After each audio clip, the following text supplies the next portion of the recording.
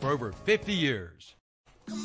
You'll get more than a fair deal at Shelby Heating and Air. And to celebrate the return of the Cleveland County Fair, Shelby Heating and Air is now offering a fair service call special of just $55. That's right, get a heating system checkup service call for just $55. Also, get up to $750 with a special Shelby Heating and Air discount on qualifying systems. Call today.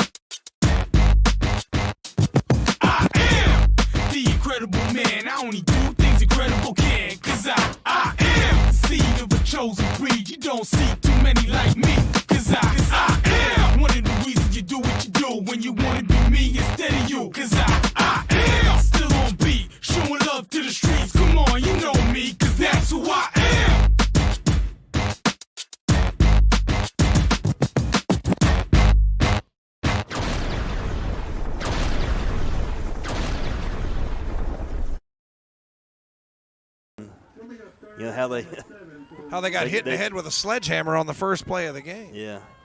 Well, they did a little trickery on the opening play, so you never know what they might do here. So it is 3rd down, 6, triple wide receivers right, 1 to the left, and Sherrill's going to hand it. Stovall tries to bounce it outside. Marshall McGowan hits him first. Coltrane finishes him off, man. Yeah, good job. Marshall McGowan got there first, and Coltrane finished him off. Looks like the punting unit might be coming out. That's your boy 30 for Abernathy in the kick, yep. So it appears to be a quick 3 and out. As I said, that defensive line is going to have to step up to the challenge and stop that run game, and they did. Yeah, that's a player to watch. Ryan Thompson back deep for Burns. So snap back, kick off, and it's floating, and it almost hit a Burns player in the back. It's a free football. But it'll roll dead there at the 33-yard line, 1st and 10 for the Warriors. Yes, Surratt was running away from it, about got him in the back of the leg. But fortunate for Burns, got pretty good field position here, about the 34-yard line. So they'll take it with 9:57 left to go in the first quarter. They've only run one offensive play, and that was a 53-yard touchdown to L.J. Allen. As 4 wide receivers in for Burns and a single back set in Norris. And he's surveying the field, and he's in the shotgun. Let's see if they go in the air again here. Looks like they're trying to come after him a little bit. Got some guys along the line of scrimmage. Norris finds a crease. 40 falls forward to the 42-yard line. Give him 9 yards. Set up 2nd and 1. Yeah, good run up the middle for Jeremiah Norris. Up across the 40 to the 42. Look like Jake Fox there for East Gaston, the linebacker. He's getting right up on the line of scrimmage, standing up. And it just looks like, if you look at these safeties, they're awfully close to the line of scrimmage. Yeah. We'll see it. If Burns tries to exploit that. And that's Norris. Finds a little crease. He goes forward, knocked hard down, but he crosses the 50 into East Gaston territory. Give him the 47-yard line. Yeah, up across midfield into Warrior territory. So I'm going to give him 7 plus 4. Did you give him 11, Joe? Okay, I'm going to give him 11 yards. Well, and that's a Falston Pharmacy first down. I think we got a penalty flag on the field. Let's see what we got. I think it's going to be tacked on. Maybe it was it a blow to the head? They may be waving it off. Let's see. Dead ball foul, personal foul against the Warriors. So that'll be a 15-yard penalty against East Gaston, and they could ill afford that, Matt. Yeah, not sure. I didn't see the penalty, but we'll take it. That'll move us all the way to about the 33, 34-yard line. 1st down and 10 for Burns, and they've stayed in this 4 wide receiver single back set with Norris beside Mooney. And Coach Diamond's really got this offense humming, and it's going to be a play action pass, and he's going to be sacked. So good job by the Warriors there. Number 12 got him, and that's Ben Summey, and didn't really have a chance as he came free. That's a big loss all the way back to the 40-yard line, loss of 7. Yeah, Summey came around the edge on the left side, and I don't think Ben really had much time to react to that. It's a big loss there. Looks like it's going to be about second and about 15 to go or something. I'm just glad he was able to hold on to the football. As that sets up, as we said, behind the sticks for the first time today. 2nd down, 17 as Mooney's got trips to the right. He looks to the right, throws it out in the flat, and it's Surratt, makes a man miss, still dancing, fighting, got him by the shoestring. He fights his way to the 34-yard line. That'll be a gain of, I'm going to give him 6, Joe. Okay, so that'll be 6, but it sets up 3rd down and long. Probably 2-down territory here, but good job by the Warrior defense. Yeah, it was 20. Austin Price made that shoestring tackle there for the Warriors. Big play here for Burns. 3rd and about. Yeah, it looks like.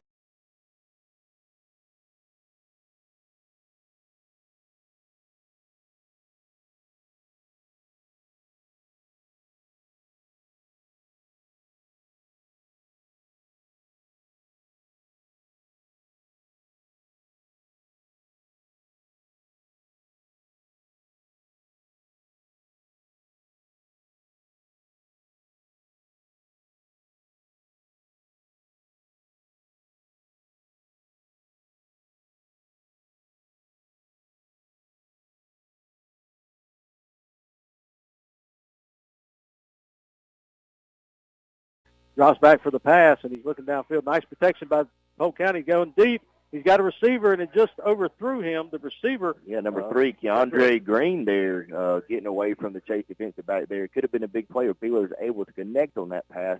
Unfortunately not, and it'll be another punt of the pigskin, a corner barbecue punt of the pigskin coming up from the Wolverines, and now Chase to get their first chance offensively. Yeah, that was a good play by good call, I think, by Polk County. He had the man there. He had to step on the Chase defender, so.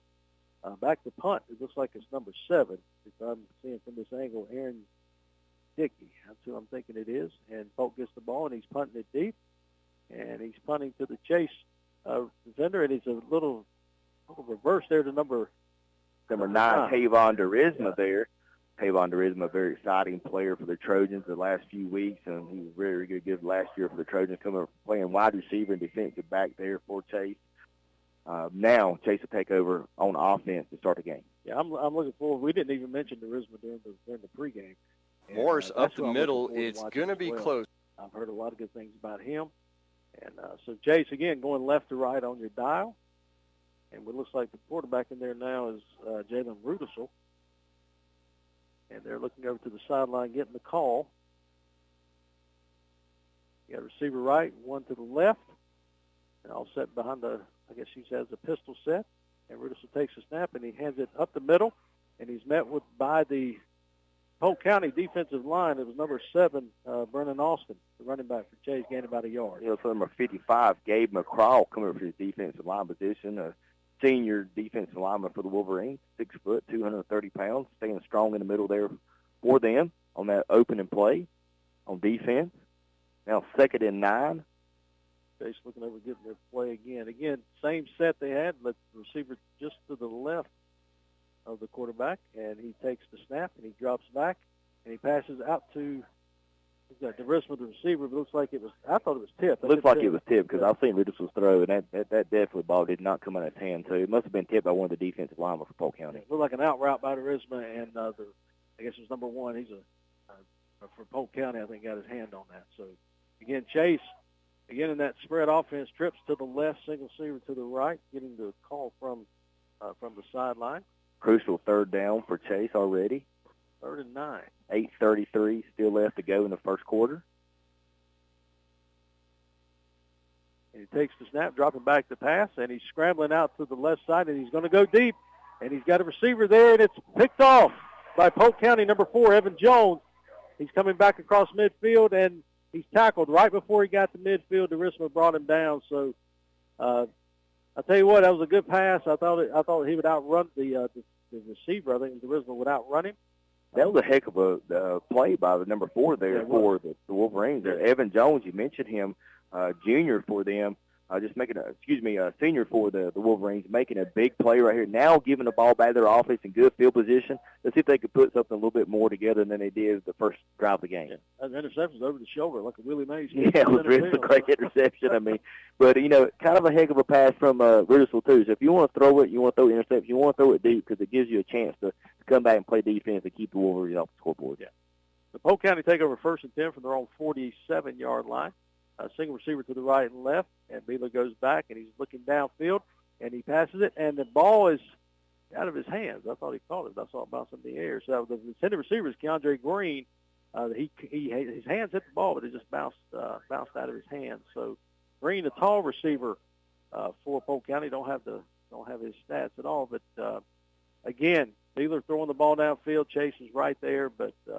Do have an update from the East Rutherford at RS Central game. RS Central intercepts return is 8-0 in that game. We'll continue with those updates after we get them from our station. Thanks for Malcolm for that update on that game.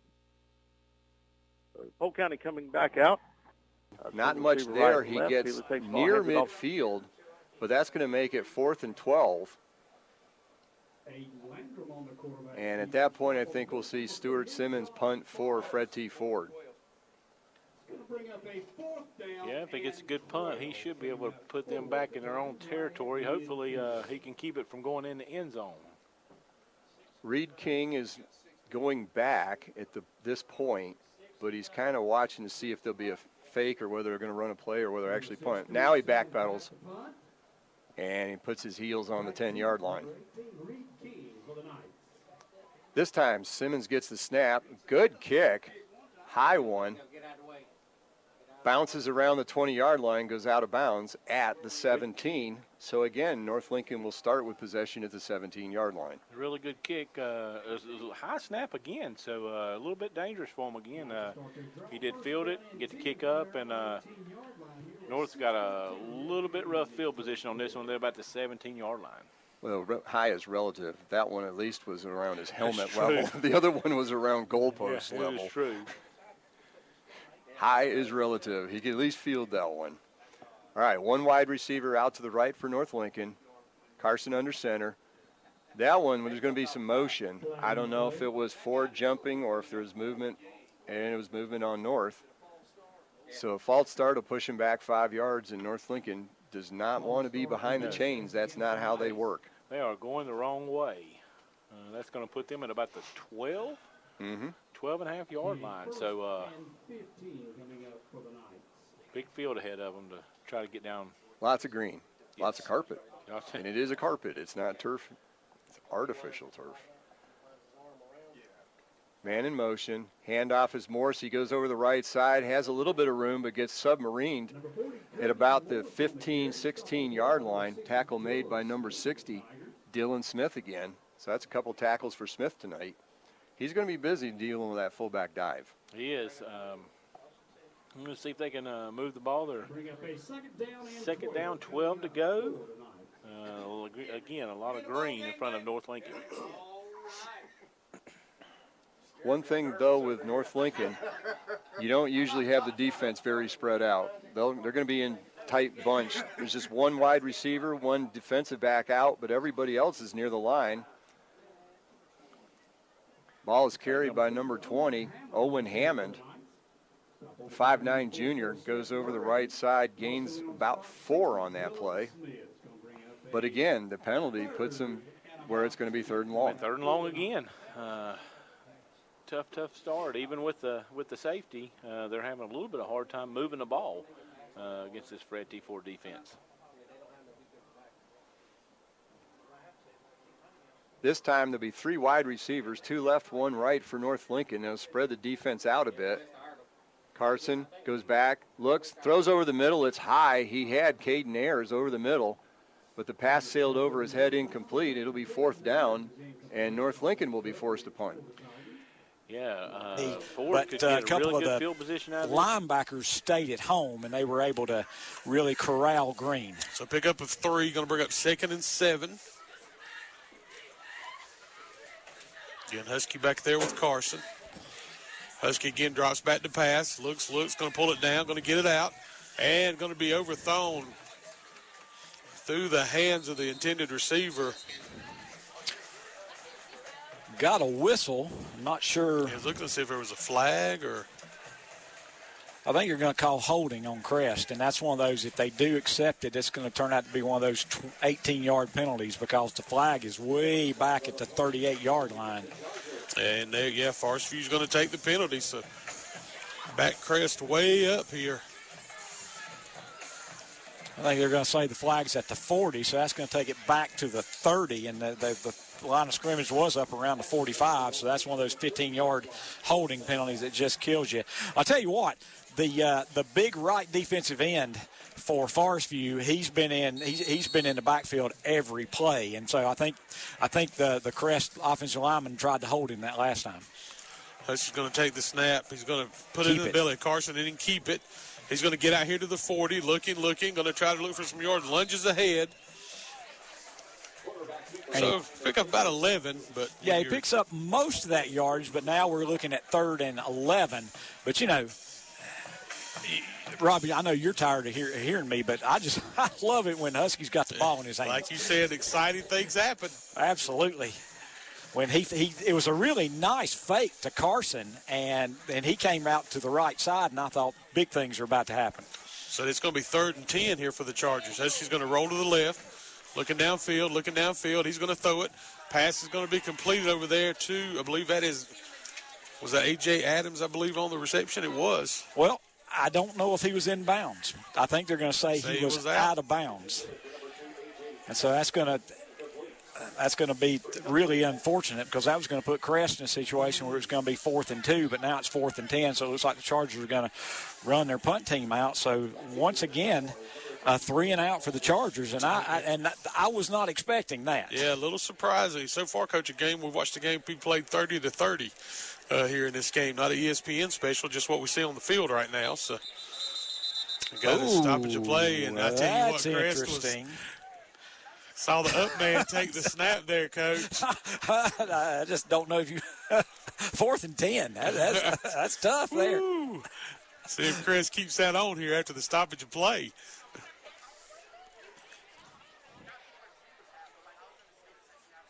That's curious. I don't know if they're having trouble counting people. It's the back judge way back standing with the receiver. He's the guy that blew the whistle. So let's see what's going on. Yes. And no flag. Waving it off. So let's see what Crest does here. See if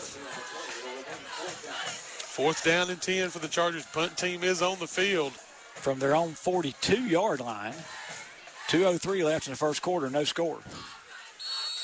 Now we get the whistle to start play. There's the snap to Mitchell. It's going to get over his head.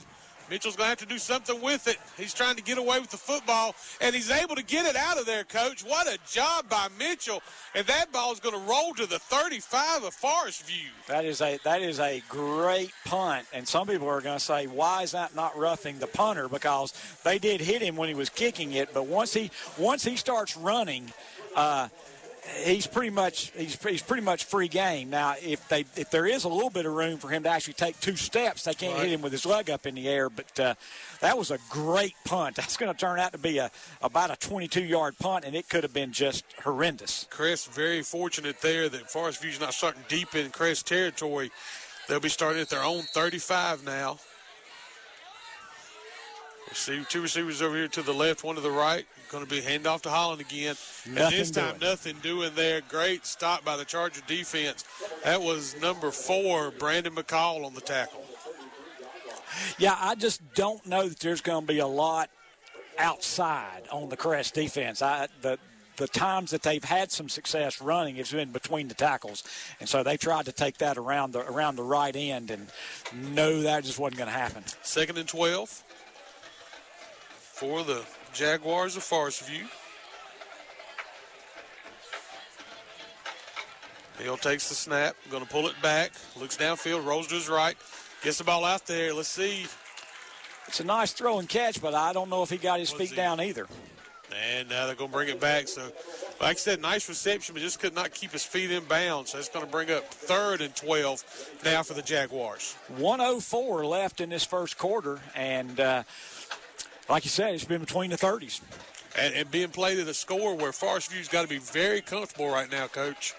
Yeah, and if anything, Forest View's got to be just a little bit disappointed because they've had the ball up around midfield a couple of times and they just hadn't been able to get anything out of it. But the Forest View defense has been very impressive. So Hill's going to have 3 receivers to his right now, 1 to his left, single back in the backfield.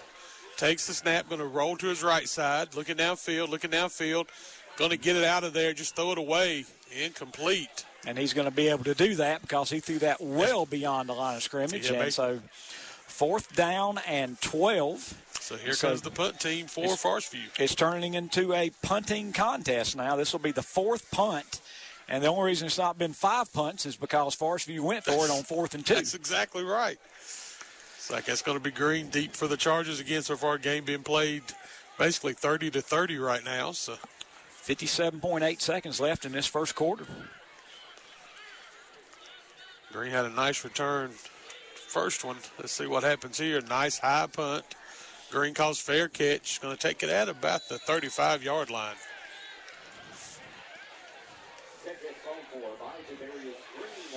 Going to be a 32-yard punt with no return. And Chargers will be first down at their 35. This is the worst field position for Crest in this game. So Husky will bring his offense back out there. So far, Crest trying to get it done through the air. Not seen Aiden Carson, I don't believe, has had any carries. Huskies had a couple runs himself, but yeah, and Carson has really, kind of taken over that job. The first few games, there were 3 or 4 different guys running it, but Carson's been doing it since then. There's a snap. Huskies looking to throw again, going to pull it down. We got a flag in the area holding. Huskies going to get some nice yards, but I believe it's coming back. Yep, it was going to be a 14-yard gain, but pretty much every time you see that flag thrown by the umpire where it was thrown, it's a holding penalty. But let's wait. We'll have to wait and see. Kevin and I did the Shelby-Bessemer City game last night, and we both saw some penalties that we've never seen before. Sounded like it, Coach. I was enjoying the call of some of those, and it is holding against the Chargers. It's going to just be a 10-yard penalty because it was at the line of scrimmage where the hold occurred. I kind of wonder at some point if that's going to be the next change that we see in high school football. In college and the pros, holding is from the line of scrimmage. Right. In high school, it's still from the spot of the foul. And a lot of that just has to do with everybody's throwing the ball, and you don't want to have 20-yard penalties on passing in college and the pros, and I'm wondering if we're going to see that in high school soon. So Husky takes the snap.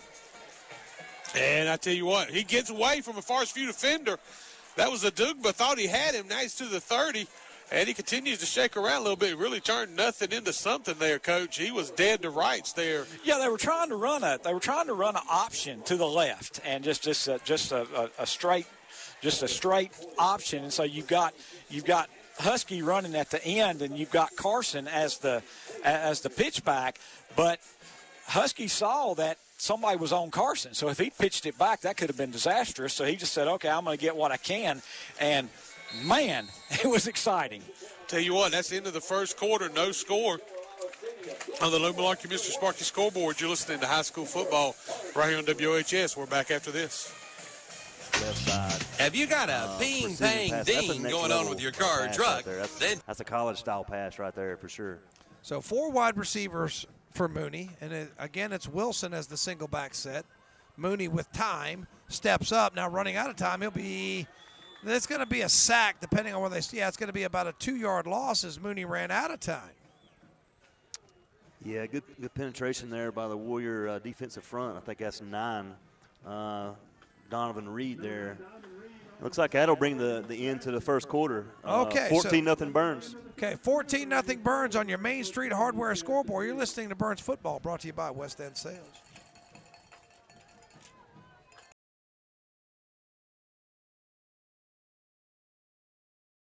Third and 11 for the Ironmen to start the second quarter. Ball on midfield. Cherryville trailing 8-0 here at Thomas Jefferson. Play action fake. Miller looking to throw back to Bolin. He's got it complete. And maybe I think he's going to be a little bit short. Yeah, just a few yards short maybe. Maybe an 8-yard completion, maybe 9. see where they spotted. They're actually going to put it at the 40, so yeah, 10-yard completion there, and that'll bring up 4th and 1. See what the Ironmen decide to do. 4th and 1 at the Thomas Jefferson 40. They will go for it, I'm guessing. Yeah, it looks like that's going to be the call. Miller heads back into the huddle. A little bit of confusion here. Linemen not sure where they were headed. Miller in the shotgun. Tobias Miller next to him. That's who he'll run behind, trying to get to the edge. He puts his shoulder down, and he is tackled, looks like right at the line of scrimmage, so a yard short of the first down. And that'll be a turnover on downs, giving the ball back to the Griffins. So got 10 yards on the 3rd and 11 pass play. But couldn't get around that right side. Yep. Pretty impressed so far with the Griffins. Yeah, still looking for their first win on the season. You know they want it bad. Yeah. Nobody wants to go winless. Weatherford, the quarterback here to start this second drive. And the handoff off the left side. Looks like it'll pick up about 4 yards on first down.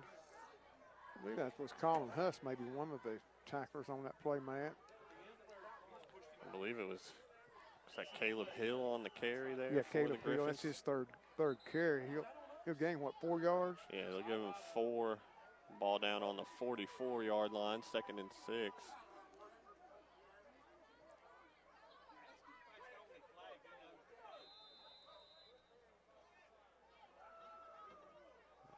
A little brief stoppage there by the officials. Not sure what about, but we're ready to go here, 2nd and 6.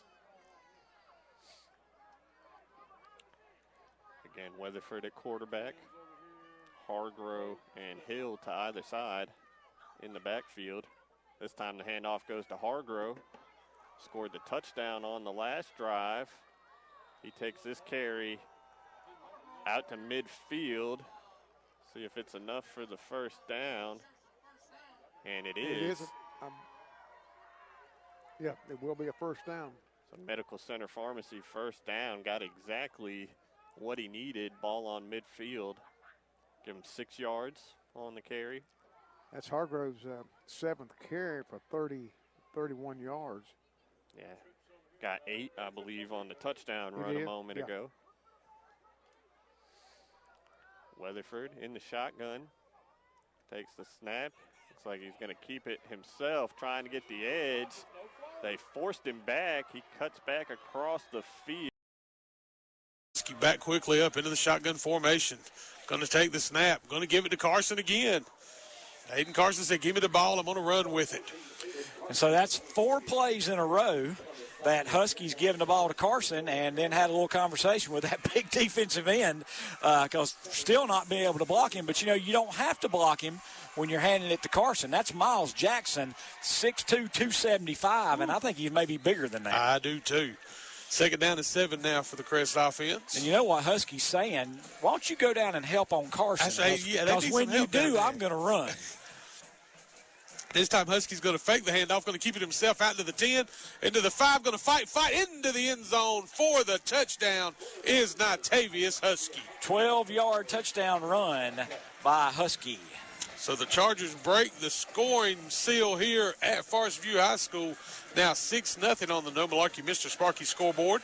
And we'll see if the Chargers bring out and they are going to bring out the kicking team for the extra point here. So 9:48 left in the second quarter, first score of the game. And is that Sanchez in to attempt the point after? Nick Sanchez for the Chargers. There's the snap. Kick is up.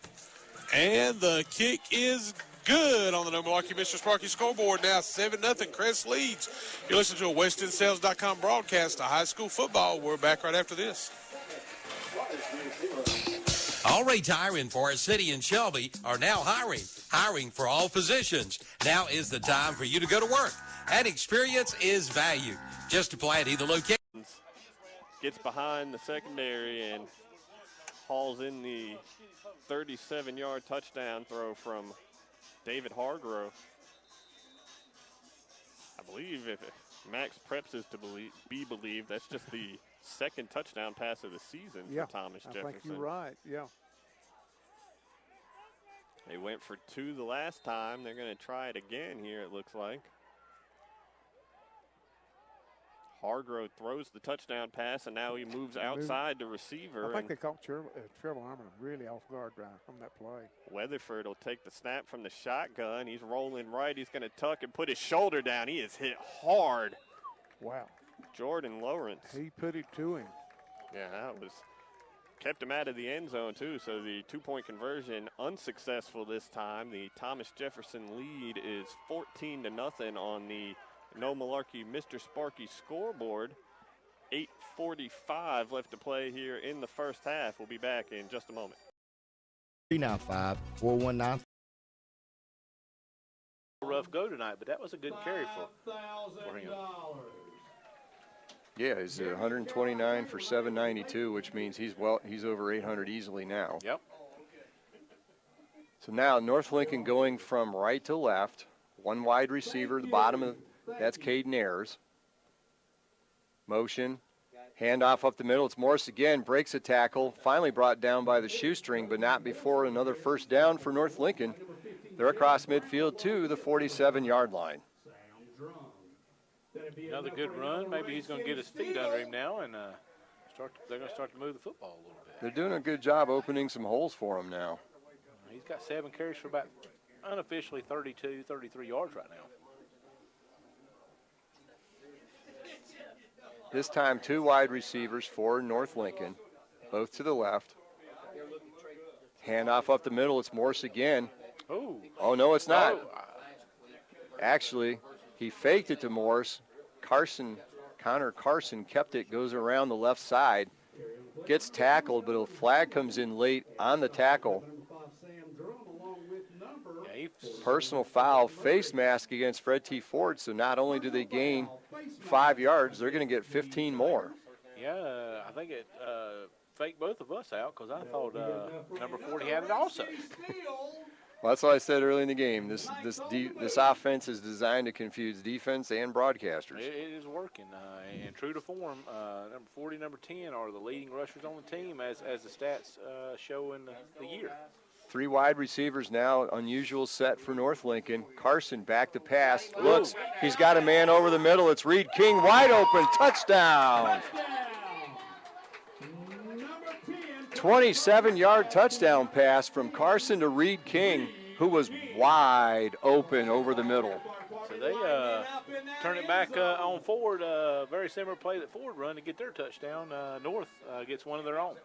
And King was open earlier in the game. King and Ayers were both open on the same play. It just didn't connect. This time they did. Another beautiful pass. And so we get a Gates Auction touchdown now for the Knights. Ties the score at 8. We'll see what North Lincoln wants to do here. They've got a real good kicker with Sutton. He's been their kicker for a couple years. So he will attempt the whatsupshopper.com point after touchdown. Snap, hold, kick is up, and he pounds it through. So with 10:38 to go on the First Federal scoreboard, North Lincoln 9, Fred T. Ford 8. We'll be back in 60 seconds on the Lincoln County Game of the Week. Early on the pass interference is going to be a first down for East Gaston. Yeah, Sherrill flushed to his right. Wasn't bad coverage, but Wilson did hit him a little late. 20, I think, as Price for East Gaston. Probably would have made a catch had Wilson not hit him.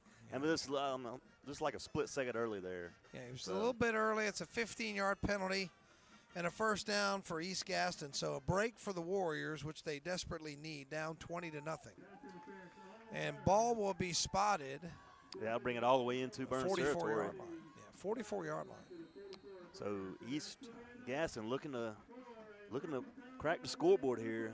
They've made a few good drives here, but unsuccessful getting it across the end zone. Okay, so they'll take over there after the penalty, 44-yard line, first down and 10. First down of this drive comes via the penalty. Double wide receivers left. A little extra beef on the left side. Let's see if they run. They do, but they're not going anywhere. Caleb Bird in there. So that'll be a 3-yard loss. Good job by Caleb. Yeah, Caleb met him in the backfield for a loss of about 3 on the play. Bring up 2nd and 13. And he's going to go into the end zone for the touchdown. 41-yard pass to Nathan Aguilar, and sometimes you just rather be lucky than good, Rob. Yeah, I tell you what, the Crest defender jumped a little too early. I think could have had the ball and jumped, and it just kind of fell into Aguilar's arms. He turned around and walked into the end zone. Yeah, it was really good coverage, and I didn't catch the number, but he turned around, looked like he had a play. I thought it was going to be intercepted, and like I said, it went right through his arms, and Aguilar made the catch and trotted into the end zone. Trying to tell who that is. That Wazinski, I think, maybe kicking here. The ball's down. The kick is up. And the kick is good. So on the No Malarkey Mr. Sparky scoreboard, we're tied at 7. You're listening to a WestEndSales.com broadcast of high school football right here on WOHS. Back after this. 2 locations to serve you. That's Auto Parts U-Pull and Scrap Metal, located at 1025 County Home Road in Shelby and now at 851 Car Farm Road in Lincoln. Auto Parts U-Pull and Scrap Metal will buy your junk car. This is going to depend on the spot. Putting back deep to field it. They tried to spread out the defense. Ward's punt will. He gets a good roll, Matt. Yeah, got to roll down inside the 15 there. Maybe it's a 13. The 1st and 10 Griffins I'm guessing from looking from our vantage point. Yeah, it looks like they put it down right at the 15. 15, and with 7:22 left in the second quarter. Griffins of Thomas Jefferson Classical Academy, 14. The Ironmen have not got on the board yet. It's 14-0. Yeah, Thomas Jefferson 2 for 2 on touchdown drives so far. David Hargrove has been the main man on this Thomas Jefferson offense so far. Yeah, he has. Hargrove has 8 carries for 41 yards. Yeah, also just threw a 37-yard pass. He's been their offense. All over the field. This time he hands it off. Not sure. See who that was on the carry. Number Looks 20. like Hill. Yeah. Caleb Hill. That's his 4th carry. He'll gain, what, 7? Yeah, he picked up a good chunk there on first down. Yeah, it looks like they gave him 6, so 2nd and 4 coming up at the 21. Ironmen need a stop. Yes. A quick stop, get the ball back. Again, Hargrove, the quarterback here, going to keep it himself this time following Weatherford. He's hit by Starr. Amir Starr made the first contact. I think they brought him down maybe just a half a yard short of the first down line. Also, Tobias Miller in there on that tackle also. So 3 yards on the carry, brings up 3rd and 1. And it's like a player down on the field for the Ironmen. I believe it's 61 Amir Starr, who was set to line up over the football and then took a seat. So going to have somebody come out, check on Starr, and we'll have an update for you when we return here on WCSL. Built upon a solid foundation of cast iron and steel, the Kubota L-Series is part of our under 100 horsepower tractor lineup rated #1 for reliability. Yes, big plays like that just gives you momentum and gains momentum, and that will definitely build confidence for the Trojans. So big 1st and 10, 2 receivers to the right, 1 to the left, and McSwain. Avon Derisma, one-on-one coverage down here to the near side. Swain, quick pass across the middle on the slant. He's complete, and he's going to score. Big play from Tate right there. Yeah. Isaiah Dodd, it looks like, was the receiver. And I'll tell you what, he just ran a little slant across the middle, and McSwain caught him in stride, and Polk County couldn't tackle him. So nice game, nice touchdown, and nice response from the Trojans. But Chase will come out for the extra point attempt. They've done this a lot with a kind of a swinging gate formation. They come out in. Let's see if they decide to kick it with Brian Sixtoes, or they're actually going to go for 2 points. Looks like they're going to kick it. I think Sixtoes is putting his tee down. Yeah, got his tee down. Brian Sixtoes come out for the extra point attempt right here. Snapping the kick, and it is good. Now on the Stanton Enterprise McDonald scoreboard, home of the world-famous prize, it's Polk County 14, Chase 7. This is Rutherford County High School football on Downtown Radio. At your local drop-in store. Try their Hot Wheels. Down and then some. He's across the 50.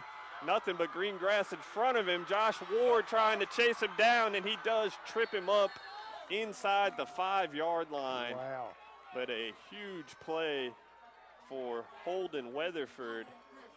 The quarterback keeper goes for, they put him down at the 3. What, 67 yards? Or let's see, Matthew, you got the eye on it right there. I believe it's 71 yards. 71 yards. On the carry there. Wow. And that sets up 1st and goal for the Griffins. You're under 5 to play in the first half. That's 100 yards on 7 carries for Holden Weatherford. Yeah, you pick up big chunks like that, that total will keep climbing. And I believe we're going to get a Thomas Jefferson timeout now. 4:34 left here in the first half. Actually keep it here for just a moment. We got some score updates from elsewhere in the area. This came across just 1 minute ago on KTC Broadcasting, so pretty up to date here. We got Crest and Forest View tied up at 7 apiece. Wow. Burns leading East Gaston 20-0. That's a not surprising. No, conference game here. Newton Conover and Bandy's, a Catawba County rivalry up there, tied at 7. Maiden and Bunker Hill, a big one between two teams unbeaten in their conference. Maiden leading 14-13 in the first half of that one. North Lincoln leads Ford 9-8. East Burke up 10-0 on Lincolnton. Watauga up 20-0 on High Brighton. Ashbrook and South Point tied at 7. A little bit of a surprising score right there. And that's what we got here for the moment. Coming out of the Thomas Jefferson timeout, it is 1st and goal for the Griffins at the 3. Hargrove, the quarterback, he's going to hand to Caleb Hill, who runs into Weatherford and gets knocked over. Kind of a busted play there. Yeah, got 2 yards out of it down to the 1-yard line. Looked like Weatherford was trying to get in front of Hill to be his lead blocker, and they collided.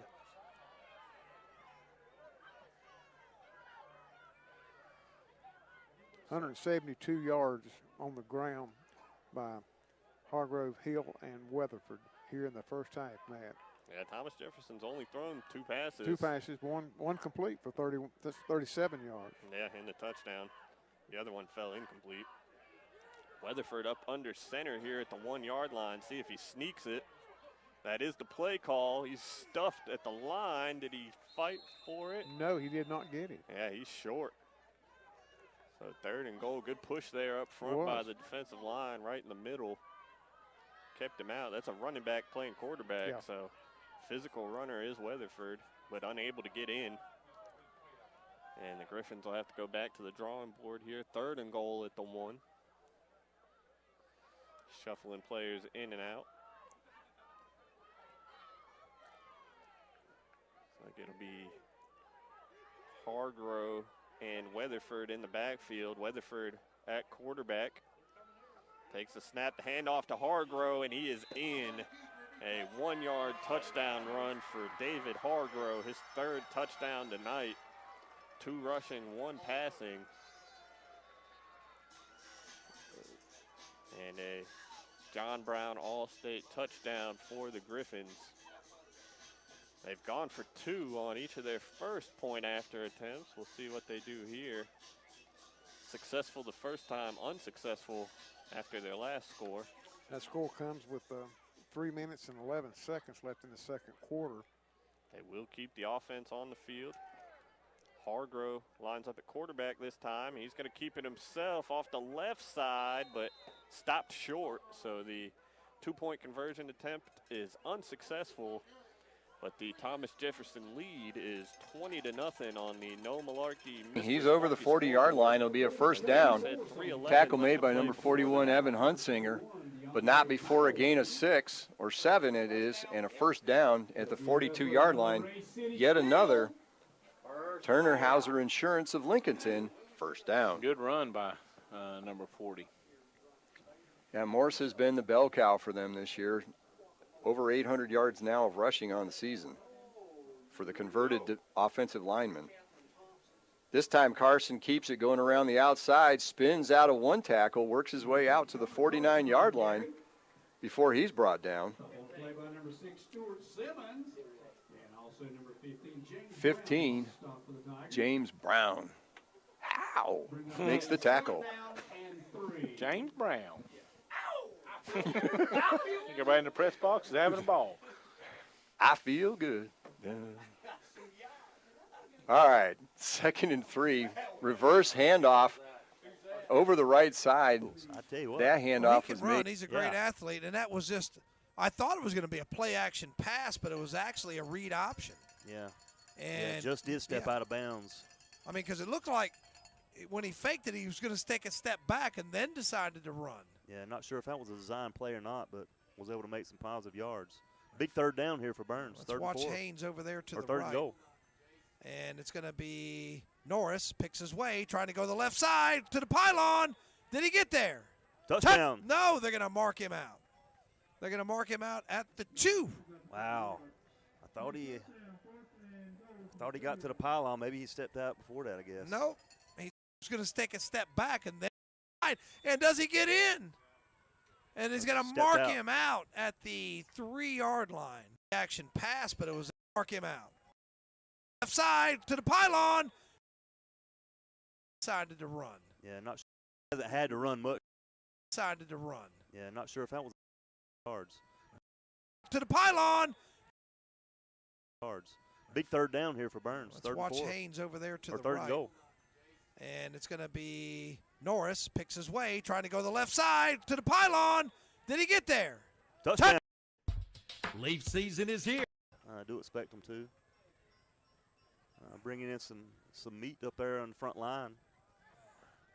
And I just want to remind our listeners, Wright's Jewelry is celebrating their 85th anniversary on Thursday with a live Facebook sale. Starts at 7 p.m. Battery-powered models. We had 2 fumbles, a penalty, and a partridge in a pear tree. We talked about the turnover problems that these two teams have, and Ford gets the turnover, run it down, about to punch it in, and somebody catches him from behind, punches it out. Reminds me of the old Leon Lett play from the Cowboys back in the day, if you remember that. That one. Well, there's also the one on Thanksgiving where he slid through the snow and kicked it in the end zone, too. Yeah. Leon had some interesting plays. I think it was the same year. He was a defender for a reason.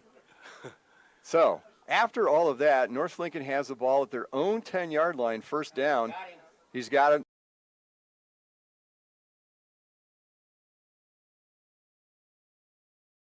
$43 yards. So Malachi Addison on the touchdown reception. And that's going to make it 19-7 with the extra point coming up here for the Chargers. So what Crest decides to do here. I believe they're going to keep the offense on the field here for this 2-point conversion. So 2 receivers left, 2 to the right. Aiden Carson in the backfield with Husky. And we got a stoppage of play. We got a timeout Forest View, so we'll take it with them. Listen to high school football right here on WHS for WesternSales.com. And they are going to go for 2, and Mooney's back, and he's in trouble. He's in a lot of trouble. He's going to flush to his right. He lets it go. Got a man out in the corner of the end zone, too high, incomplete. So it will be 26-0 on your Main Street Hardware scoreboard. We'll be back in about 60 seconds. Your locally owned and operated hardware store is Main Street.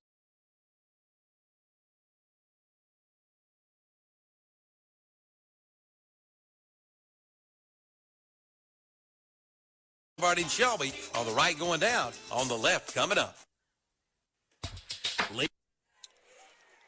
So Crest back out there for the 2-point conversion. Again, Forest View calling that timeout. 5:38 left here in the first half. Crest has scored on their last 3 possessions now to take this 19-7 lead. Looks like they're going to bring some pressure over here on this right side. Husky's going to keep it. He's going to roll. He's going to run straight into the end zone with the football for the 2-point conversion. 21-7. Crest leads. And Obalaki, Mr. Sparky Scoreboard. You're listening to high school football. He did, right because here he was about 10 yards behind the play, and he threw it into the secondary. It was a fine toss. I don't know what he's got in the bag, the flag, but. And now they're trying to fix the down marker. Okay. This has just been such a normal game. Nothing unusual has happened tonight. Carson back to pass, rolls out to his left. He's looking downfield. Now he's going to keep it, go around the outside. He's not got that ball tucked away. But he gets to the ground safely, but he'll be short of the first down. Both teams having trouble moving the ball in this game. Oh, I don't know. It moved quite well on that double fumble play. It moved 45 yards, and nothing really changed except the field position. I think we've had a little bit of everything in this game already, and it's just still the first quarter. To which we have 1:55 left. Clock is running. So Ryan Zach is back for Fred T. Ford for the punt. Sutton will try and kick this time. We'll see what comes of this. Snap, and there's the kick. Low kick, but a driving one. Hits the turf and bounces. He gets another good 10 yards that way. And it's finally down at the 32-yard line. Line drive kick, got a good roll out of it, so that's going to help him out with defensive field position on this possession. 53-yard punt. Pretty impressive. Yeah. We've seen two good punts so far tonight. That's what I noticed coming into the game. Sutton's averaging 35 with a long of 62 this year. And then for Fred T. Ford, Simmons has done a good job. 31 punts for an average of 37. So both of these kickers have been busy. 3 wide receivers for the Tigers. Landrum rolls out. He's got a receiver. It's Simmons, but he throws it short, and it bounces off the turf harmlessly. So it'll be second down for Fred T. Ford at the 32-yard line. 1.5 to go in the first quarter. 2-0 on the First Federal Savings Bank scoreboard. This is not a baseball game. Our touchdown. 2-run homer by Aaron Judge early in the ball game. Well, the safety was coming over late, and he just couldn't get there in time. Yeah. So that was just a beautiful throw by Mooney, and that makes it 32-0 on your Main Street Hardware scoreboard. Now this is what we saw Ford do against West. 3 wide receivers to one side, one to the other, trying to two here. Yeah, the safety had a beat on it, but just didn't have the closing speed to knock that one away. Nealon Cole extra point and out in the flat, and that's easy money there for Kahari Haynes gets the 2-point conversion, but that's a numbers bookkeeping touchdown. And the 2-point conversion makes it 34-0 Burns. We'll be back in 60 seconds. On their own 37-yard line. Again, same formation, 3 to the left, 1 to the right. McElwain in the backfield. Landrum with a snap. Looks downfield, throws. He's got a receiver open. It's number 3, Ryan Zeich. Hits him on the fly, 5. Touchdown. So a 63-yard touchdown pass from Landrum to Ryan Zeich, and Fred T. Ford is on the board.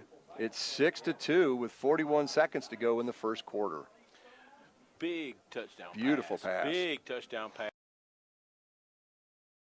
I'm not sure he got there.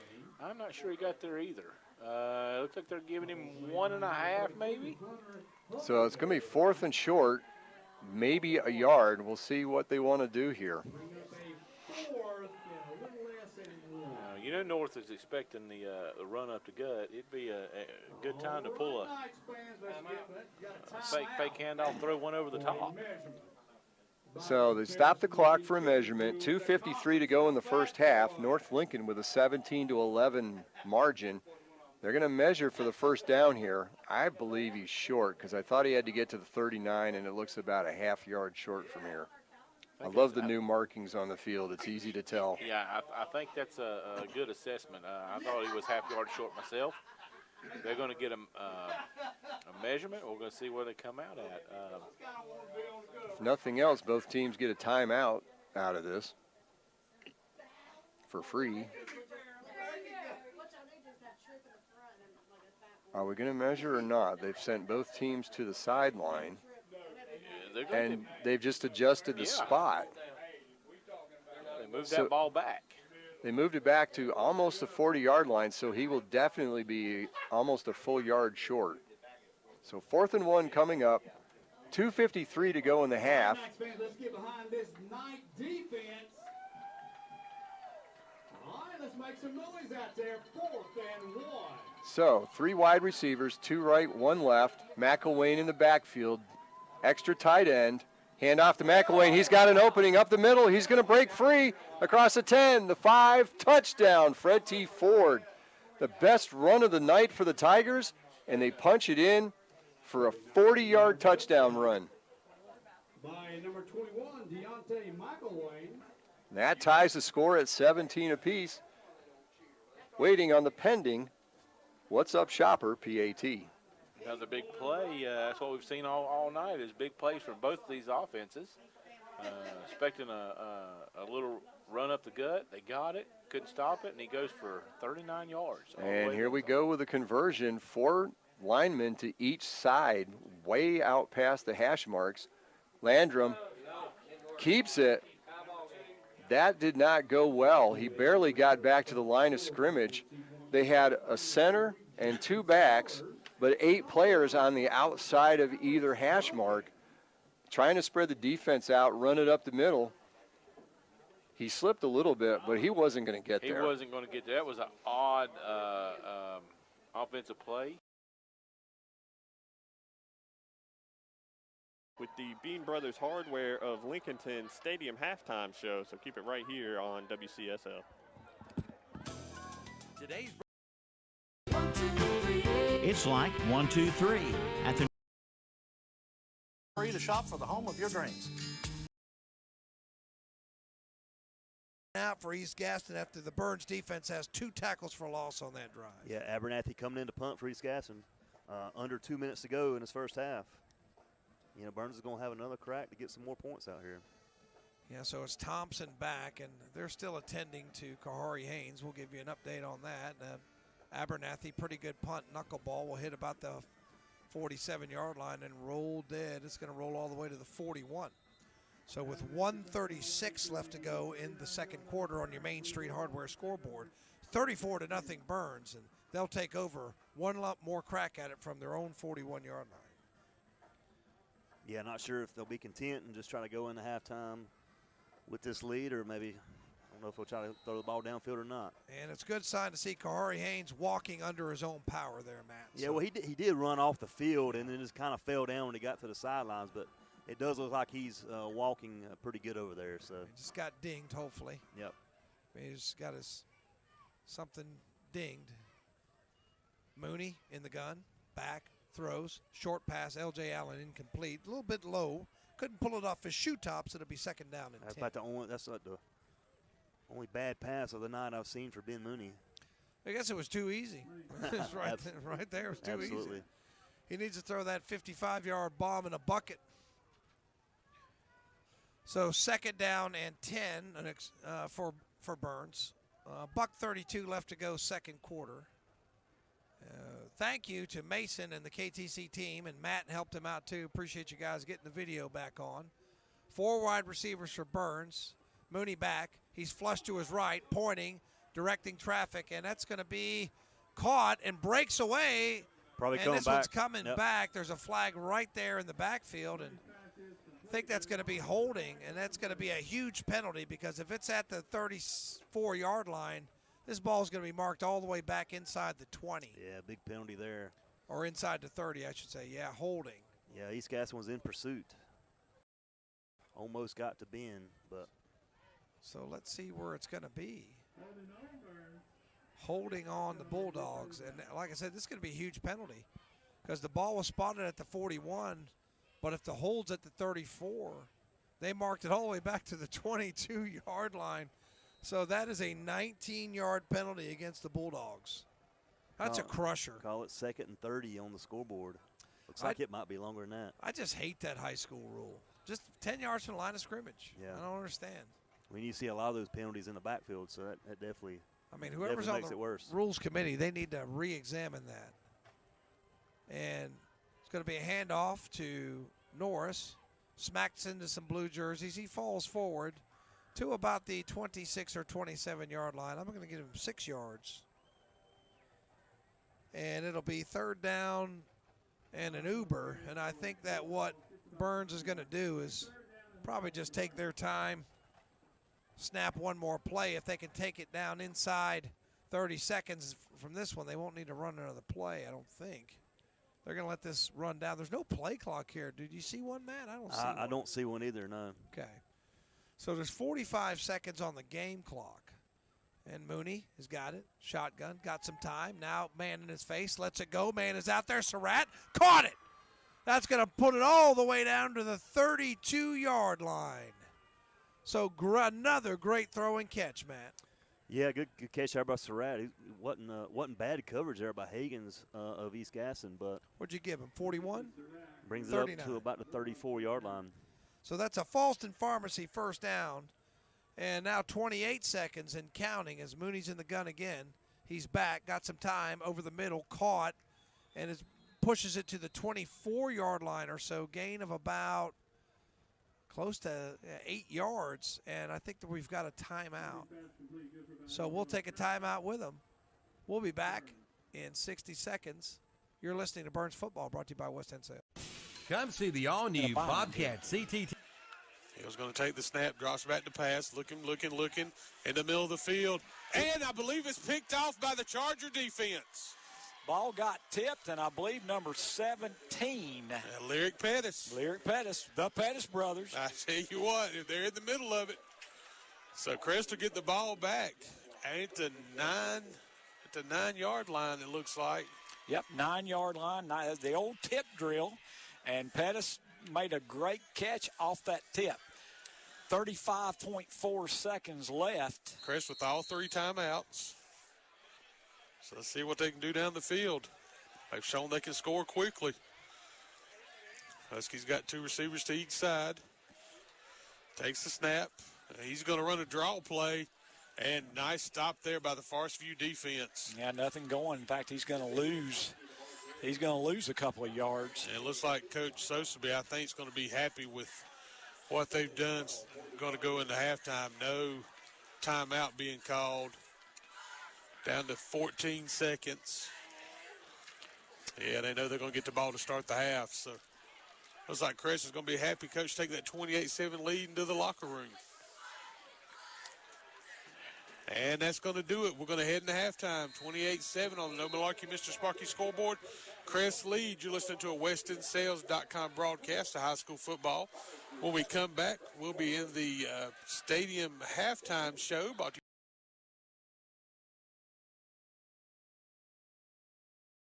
And good evening, everybody. Welcome to the halftime show, or the thereof area of there in the neighborhood. I say that terribly. Myself and Dennis Davis are here tonight. Let's see. Here we are. Excuse me. Clear my throat. Got a bunch of scores coming across the board. We may have some upset alerts. Maybe not. It'll probably end up no upsets. That's by the end of the night, Dennis. But we've got some to look at. Let's pull up what we got. Okay. So, looking at the scoreboard tonight. Make this a little bit smaller. Well, it's early, but it's a long way to Tipperary. Yep. So, Burns up 34-0 on East Gaston. You Chargers up 27 on Forest. You're 7-7 early. It looked like it might going to be a close game. Yeah. They've kind of pulled away, Dennis. I thought 28-7 is what I expected. Forest View's not done too well against pretty good football teams this year. Yeah, but they're just not one of those teams you score nothing. 0. So I can hear you. You were on, but I couldn't hear you. Right. So then Chase was down 14-0. Now it's 14-14. North Lincoln and Ford have went back in some weird scores. This has been 6-7, 11-8. Now it's 17-7. Yeah, that's what happens when you miss the extra point. Newton Conover up 14-7 right now on Bandies. Maiden and Bunker Hill battling out for first place in the South Fork 2A. That's a huge game tonight. 28-19 right now, Blue Devils. I got this score early on, and so it's probably changed by now. RS Central 8-0 over East Rutherford. Brevard up big now, 33-0 on Patton. East Burke 10-0 on Lincoln Wolves. Kings Mountain 21-7 over Kramer. Lincoln's 4-3. East Burke's like 2-6 or something like that. I'd say there's an upset alert. Hickory, I think they just scored again to make it 35-15. I'll update that in a moment. South Point and Ashbrook, that is a halftime score, Dennis, 14-7 there. So Ashbrook hanging in there with the Red Raiders. Up in the mountain areas, Watauga 20-0 over High Brighton. Freedom 21-7 over Ashe County. Smoky Mountain 20-10 over Franklin. North Iredale and States was 10-0 after the first quarter. Okay. So a couple charter scores. Community School of Davidson 28-0 over Lake Norman Charter, and Mountain Island Charter 14-7 over Bishop McGinnis. Any thoughts or what you get looking at, Dennis? Go back and look at that Cherryville and Thomas Jefferson score. I'm not sure you 20-0 Griffons right now over the Ironman at the half. That's surprising, but you indicated that Cherryville has suffered quite a bit of injuries, and you hope, Dennis, you can overcome that against a team with only 27 people on the roster. Yeah. So we got injuries, but you got to play with what you got. You got to play with what you got, Kevin. So I don't know. We don't know exactly what's going on because we've been listening to it, and I don't have any. We do have a couple of highlights. The other one, look at the halftime score on Polk and Chase. It's tied 14-all. Bunker Hill scores with 40 seconds left in the first half. It's now 28-26 Maiden over the Bears of Bunker Hill, Dennis. Okay. So that's for first place. And, in the 2A West, that may be overall one seed. Well, it probably Burns or Shelby, I would guess, will get the one overall seed. Yeah. But this could be the 2 seed. So either way, big seed in play tonight up in Maiden. But think about that score there, Brevard and Patton. It's 33-0 at half. And then, like you said, the RS Central, that's an early score. We don't know what that is right now, but it was 8-0. I figure they scored and went for 2 against East Rutherford, which you would expect East Rutherford not to be the most potent on that, but I don't think they needed to. I just think they did it because they could. I'm trying to find some of these mountain scores while I flip through. Kings Mountain's now 21-14. Ooh, over Kramer right now. So Kramer, wait a minute, that could hanging be big. Around in there. Could be big. Well, a guy told me on the internet today, Dennis, they're 14 points better than everybody. So yeah, after only beating somebody by 2. Yeah. And that's a team that was what? Maybe 2A. 2A, but I mean their record is what? 4-3. Well, 5-3 now. Yeah, 5-3. Yeah, 5-3 now. Franklin and Smoky Mountain is now 20. I got 20-10, so I'm ahead of the Max Preps on that update. Ahead of Brevard on that one. I'm ahead of Max Preps on a lot of these. So Murphy and Robbinsville, I think I've got on my board. I do 13-8. How about an update there? The Bulldogs, leading the Black Knights 13-8 early on in that game. East Lincoln 20-0. That's the first time I've seen a score for them. That's over not St. surprising. Steve. No, that's 100% what we thought was going to happen tonight. Well, the only thing I would surprise me in that one is, did they miss an extra point? Right. West Lincoln and West Caldwell. I know West Lincoln's got some fans up there. They ain't got nobody tweeting that score. Come on, guys. Y'all got to do better. Terry Reinhardt, call in. Terry Reinhardt, call in. 13-7, Hayesville leads over the Swain County Maroon Devils. Other area Western scores. Trying to round some up for you folks. Mitchell, 13-7 over Mountain Heritage right now. So 13-7. Okay. We'll update that one for you folks there on your scoreboard. Oh, trying to find some I may have missed. Oh, here's my zeros. What do we got up there? Christ the King. We'll type some of these in and see what happens here in just a few minutes. But that's the most updated scores, folks, that you guys see on our scoreboard there. I'm going to try to do a couple of more. What's today's date? 14th. 14th, all day and half the night. All right. I got the yardies. That's okay. Go take a nap. We'll be back in the second half. I need one. It's been a long day, apparently. I was trying to. Weddington's up 28-14 for you 4A fans. We usually don't cover almost any 4A here. Irwin, 3-6 at TC Roberson. So I've got that score there, folks. What about McDowell? You got a McDowell score? McDowell? Yeah, they're sort of in our area. No, I wonder if they're playing tonight because I don't remember seeing them on anything so far tonight, Dennis. Good question. They've been a little bit of a surprise to the folks up there. They've actually won a few games this year. They 5-2 overall. They're at home against Asheville tonight. Quit yelling, Kevin. 5-2 overall in the season against 5-2 Asheville right now. And I don't have any score on that, so.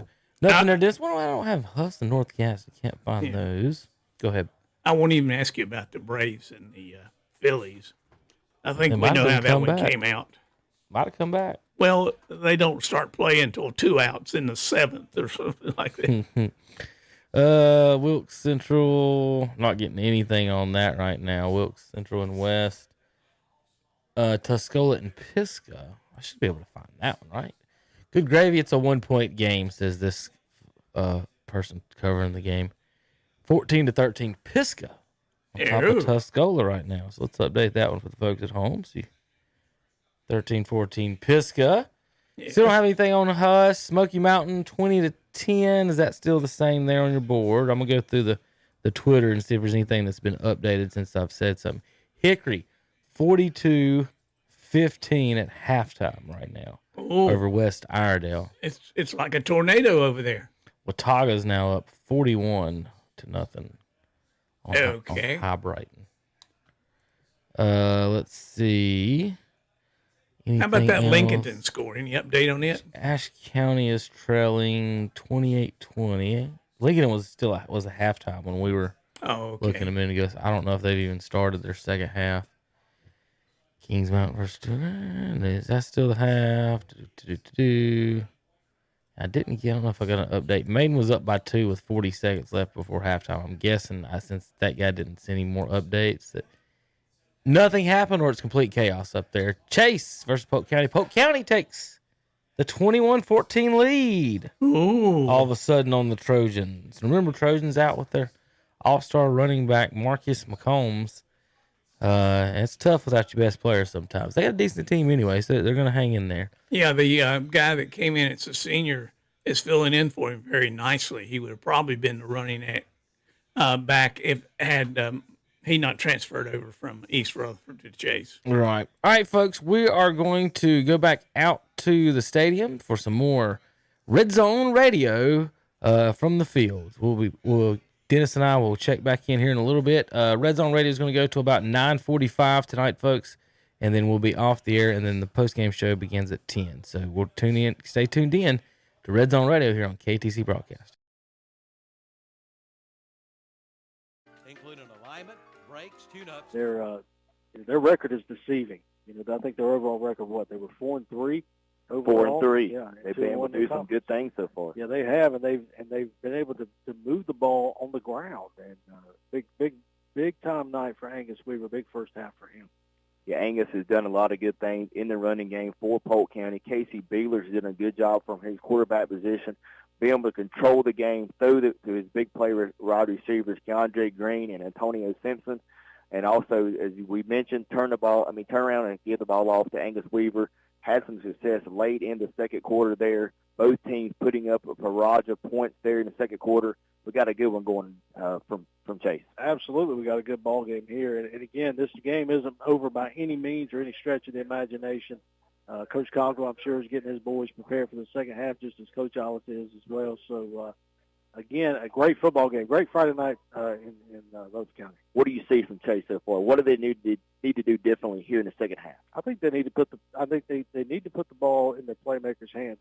You'll go to the scoring drive here in a minute, but the most scores they've had, it's just been little. It hadn't been the deep shots downfield. It's just been little just slant routes that McSwain found the receiver in stride. And again, their athleticism versus the Polk County defense, Chase is going to win that every time, and I think they have to do that second half. Yeah, and I think Chase needs to get back to running the ball with Brendan Austin in the second half. Yeah. He's had some success since Marquise McCombs went down with his injury. They haven't relied on him as much as I thought they would. They relied on Jalen Rudisill, McSwain, Derisma, and those are all key playmakers. But they've had a lot of success, the games I've seen them running the ball, being able to control the line of scrimmage with the offensive line and be able to control the line of scrimmage with that big defensive line of those linebackers. We talked about Germany Harris tonight playing a good game for Chase. And it's interesting to see this matchup between the Polk County wide receivers and defensive backs for Chase and vice versa, because those guys are pretty much on the field and they're covering each other. Yeah. So the wide receivers from Chase are turning around playing defensive backs on Polk County. So it's just nice to see that going on the field so far. Let's talk a little bit about the scoring so far in this game. With 11:42 in the second quarter, Angus Weaver with a 7-yard touchdown catch from Beeler. At that point in time, it was Polk County 7, Chase 0. Again, in the second quarter there, with 8:39 left on the clock, Keandre Green with a 25-yard touchdown catch from Beeler. At this point in time, it's 14-0, Polk County on top of Chase. In the second quarter, Chase fired back with 8:20 left in the second quarter. Isaiah Dodd, a 30-yard touchdown catch for McSwain there, 6 toes to extra point, 14-7, Polk County on top. And then with 2:05 left in the game there, McSwain to Derisma, 60-yard touchdown catch, tied the game up at this point in time. Chase 14, Polk County 14, and then with 30 seconds left in the second quarter, Angus Weaver with a 12-yard touchdown run. Polk County 21, Chase 14, and that's where we sit here at halftime with a few minutes left. And this tonight's game is presented by Thermal Community College. We'll take a short commercial break. We'll be right back with the second half of our Farm Bureau Rutherford County halftime show.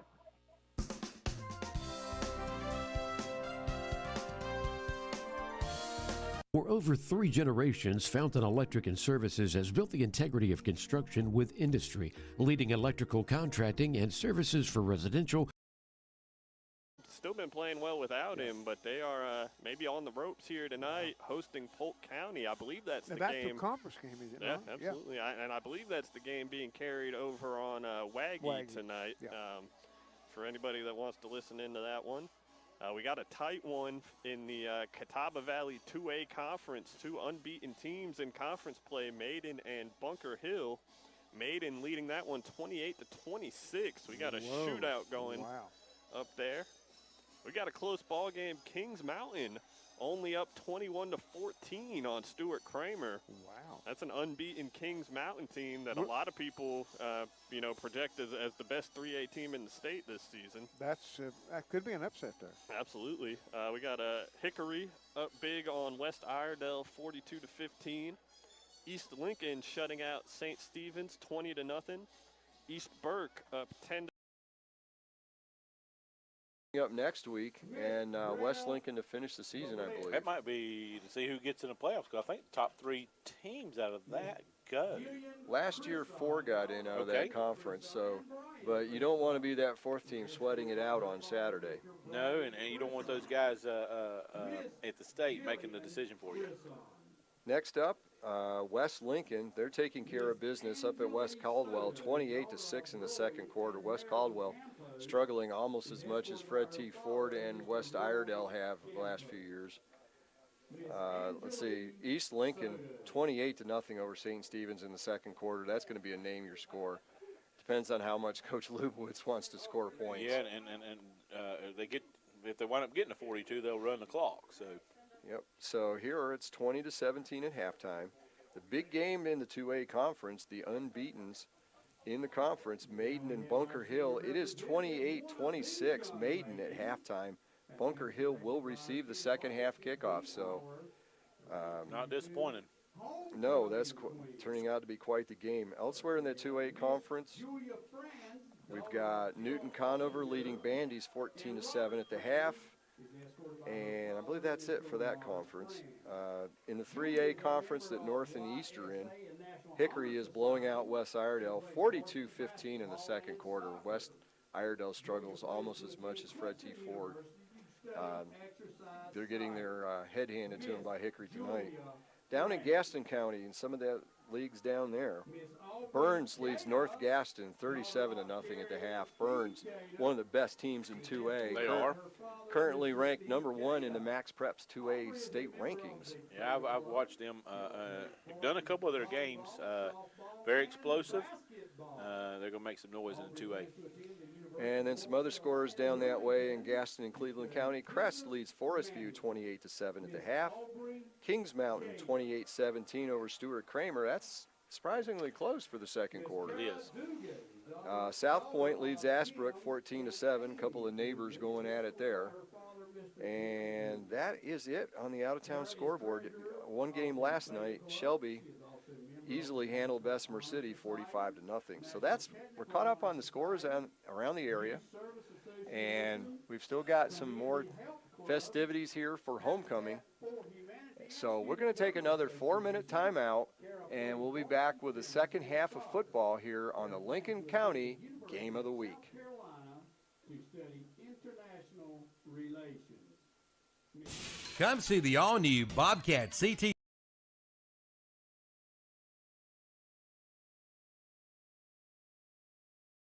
Of yardage gain on the ground or in the air, but lead 28-26. That will be first place in that conference. Got these scores off Twitter. That's where I found it. Good. So, again, big game, big for first place in that conference. Maiden 28, Bunker Hill 26. Closer than I thought. Kings Mountain 21, Stuart Kramer 14. Yeah, that's a shocker to me. Have you saw Stuart Kramer this year? Yes, yeah, I did Okay. see him, and they've got a quarterback that's been there. This is his third year starting, named Justin Rockamore, and he can throw it all over the field. And now this year he has weapons around him that spreads the ball down the field. So that is a surprise score. I thought Kings Mountain would handle them pretty easily. So 21-14, Kings Mountain over Stuart Kramer. A big score here: Hickory 42, West Iredale 15, East Lincoln 20, St. Stephen's 0, Burke County 10, Lincolnton 7. East Burke 10, Lincoln 7, and Hayesville 13, Swain County 7. And I think there's a couple more. These may be earlier scores. Again, Kevin just sending us these scores. Brevard 33, Patton 0, Freedom 21, Ashe County 20, Watauga 27, Highbright 0. And How about Brevard over Patton, 33-0 right now? Yeah, that's have you seen Brevard play this year? I have not. Heard the score between them and Chase last week. Chase completely going up there and dominating Brevard. At Brevard. Right? At Brevard last week. Brevard coming back, putting 33 points on Patton right now. It looks like that game's probably give or take at halftime right now. Yeah. Of that contest. Yeah, I would say Brevard pretty much in control of that one. Another score in the area, Fred T. Ford 17, North Lincoln 17. Again, North Lincoln, one of these teams is having a down year there in Lincoln County. Not a down year, a rebuilding year. And Fred T. Ford picked up a yard, maybe 2 there on the carry. I think they're going to put it down at the 16, so 2nd and 8 coming up. so the little trickery play worked. Now can they get it in the end zone? Yep, now got to punch it in. They got it inside the 10 on that last drive of the first half. A penalty, false start, backed them up, and they were unable to punch it in. Another opportunity here. Yeah, Ward and Huss on the near side. Maybe that's time assist on the far side. Yep. Miller going to keep it. Maybe a miscue there. Just got a busted play. It looked like he thought Bolin was going to take the handoff. And he's going to lose maybe or get back to the line of scrimmage. Maybe they're going to give him a couple feet. No, I think they pushed him back to the original line of scrimmage. Okay. So loss of 2, I think, on the carry there. 3rd and 10 coming up at the 18. Folks, we're in the third quarter. 9:46 left. Ironman have an opportunity to get on the board here. Miller takes the shotgun snap, drops back, throwing over the middle, and the pass is broken up. Intended receiver was Josh Ward. Good coverage on the play by the Griffins. And that makes it 4th and 10 here. Ball on the Thomas Jefferson 18. Looks like the Ironmen are going to go for it here.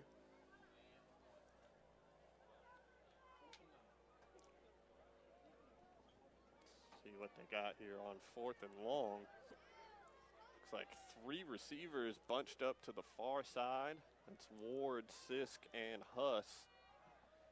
Miller in the shotgun, looking that way, pump fakes, and then throws to the end zone, lofted up, and caught in the back of the end zone. Were his feet in? Yes, they were. Touchdown. Wow. Ironman Tanner Sisk makes the reception in the back of the end zone on 4th and 10. And the Ironmen are on the board with a John Brown All-State touchdown. I thought it was going to be intercepted. I did too. It was lofted up there in the back of the end zone, and Tanner Sisk just took it away, kept his feet in bounds, and puts the Ironmen on the board. Player down on the field, I think, is Cam Bolin. Did you get the yardage on that? That was 18 yards. 18, on the okay. completion. 4th and 10, an 18-yard touchdown pass from Chase Miller to Tanner Sisk. And that's exactly what Cherryville needed coming out of halftime. Absolutely. It was Bolin down on the field. He is walking under his own power.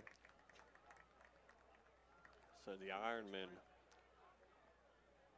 going to line up for the whatsupshopper.com point after attempt. Henry Gill comes on to kick it, and Landon Hahn, the holder. Yeah, Landon is, folks, is suited up. That's all he's going to be doing tonight. Yeah, just holding here as he's still on his way back from an injury.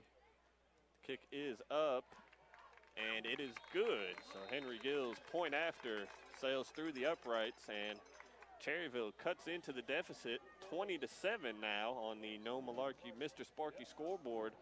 9:28 left in the third quarter. We'll be right back on. Tell you what, he knifed in there and knocked down Ben Summey. Yeah, he was all in the backfield there at Coltrane. It's like it's about a 3 or 4 yard loss.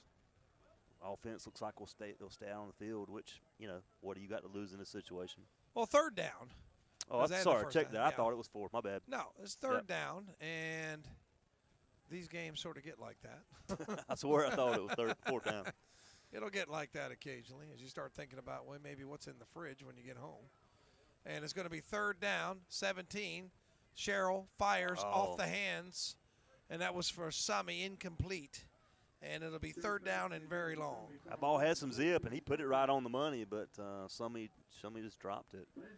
Still would have been, still he's diving a little bit, wouldn't have been a routine, but now we got 4th down, and we do have Abernathy out to punt for East Gaston. Abernathy's might have to ice down his leg a little bit tomorrow. He's been out there a lot to punt. And Ryan Thompson, I don't think we've had a return yet, have we, off a punt? I don't think so. I think we may see one here. Nope. No, he's going to bounce, and Thompson picks it up. There he goes, about his 18. Works his way to the left. He's to the 30. He's to the 35. Backs up, and he'll be smacked there. And Burns will start at around its own 33-yard line. Yeah, about a 10-yard return there for Ryan Thompson. I tell you what, it was about the 18. And, yeah, you're right, to the 32, 31. Give him about 13 yards. And that could be a little dangerous. Yeah, I thought he should have let that ball go, but good job for Ryan for securing it and making some positive yards out of it. All right. 30-yard line. Triple wide receivers to the right. It's Norris up the middle, through a little crease, knocked down. Didn't get much, maybe a yard. I think that's 33, looks like East Gaston Moebs, or however you pronounce that. So second down, and give him about a yard and a half. I'm going to keep it a yard on the stat sheet. I don't know what the wise eyes of Joe Weibrel has on that. He gave me yards, so that's what I'm sticking with. And it is second down and 8 or 9. And I will say it's a military appreciation night here, so thanking the veterans, good thing for East Gaston to do. And throw out in the flat, Surratt's got about 32 to the 35. Looks like it was a face mask, yep. And the refs got it. I tell you what, the laundry came in from all over the place. That was a pretty obvious face mask. Yeah, pretty blatant there. So Akari Surratt gets it up to about the where are they going to mark it? The 40. So we're going to give him about 8 on the pass, and then the penalty is going to give them the Falston Pharmacy first down. And that'll take them across midfield. 43-yard line's where they'll spot it. So they could. That's 47. Sorry about that. That's all right. Yep. They could ill afford that. I mean, that was just, you can't get a major penalty and give Burns that free first down. You might have had him third down and short, and Norris makes his way out there, but he's smacked in the mouth by 19. He'll be thrown for, I think, a 1-yard loss. Yeah, I think it's 9, actually. Donovan Reed. Another good job by East Gaston. Good interior defense. It's about 4 or 5 tackles for loss for East Gaston. So, you know, if I'm impressed with anything with this East Gaston team, it's that front 4. Yeah, they got some big guys up front there, and they play well tonight. They've gotten a couple sacks. They've gotten in Mooney's face a couple times, flushed him out of the pocket. I'd like to see Jeremiah, get a ball on a little sweep or something. Try to get him out in open field.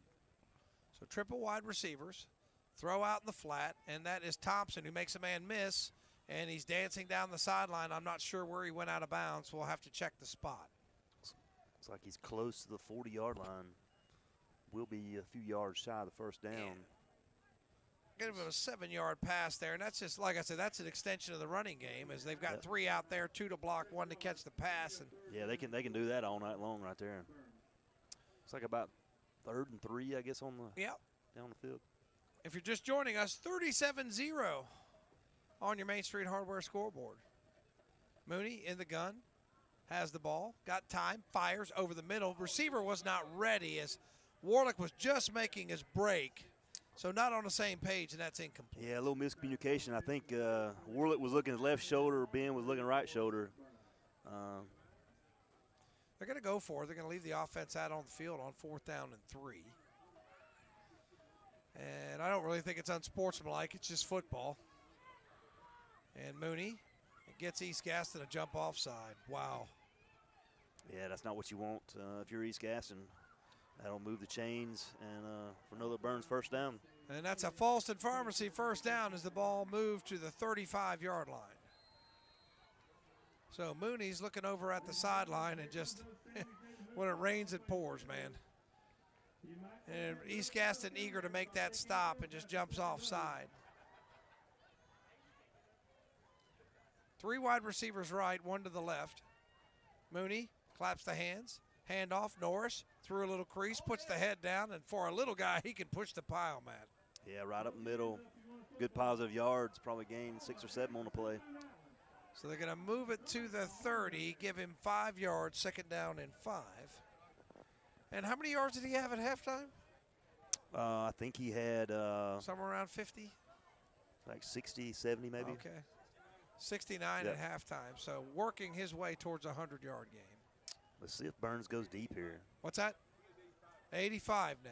Mooney rolls, fires, caught, and pushed out of bounds, and that's got to be a penalty, and here comes the flags again.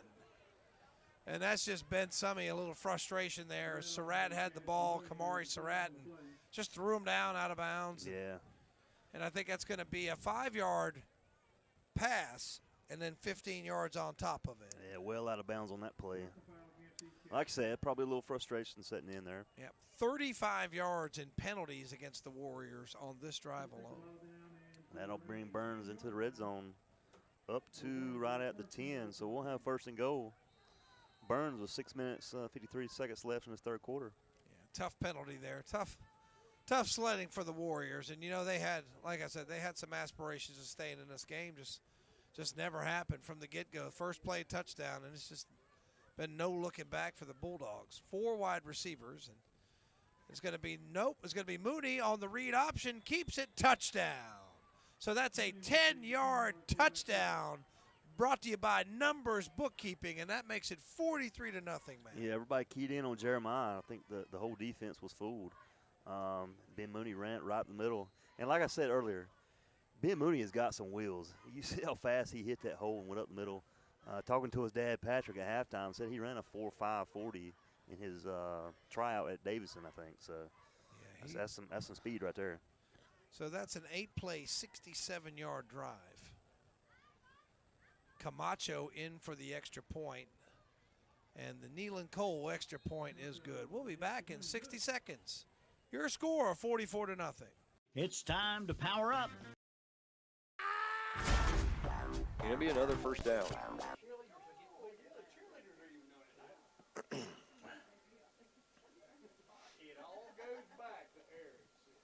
Three running backs in the backfield. Morse again, they found something. Again, he follows the right side of his line. He doesn't get touched till he's about 4 or 5 yards downfield.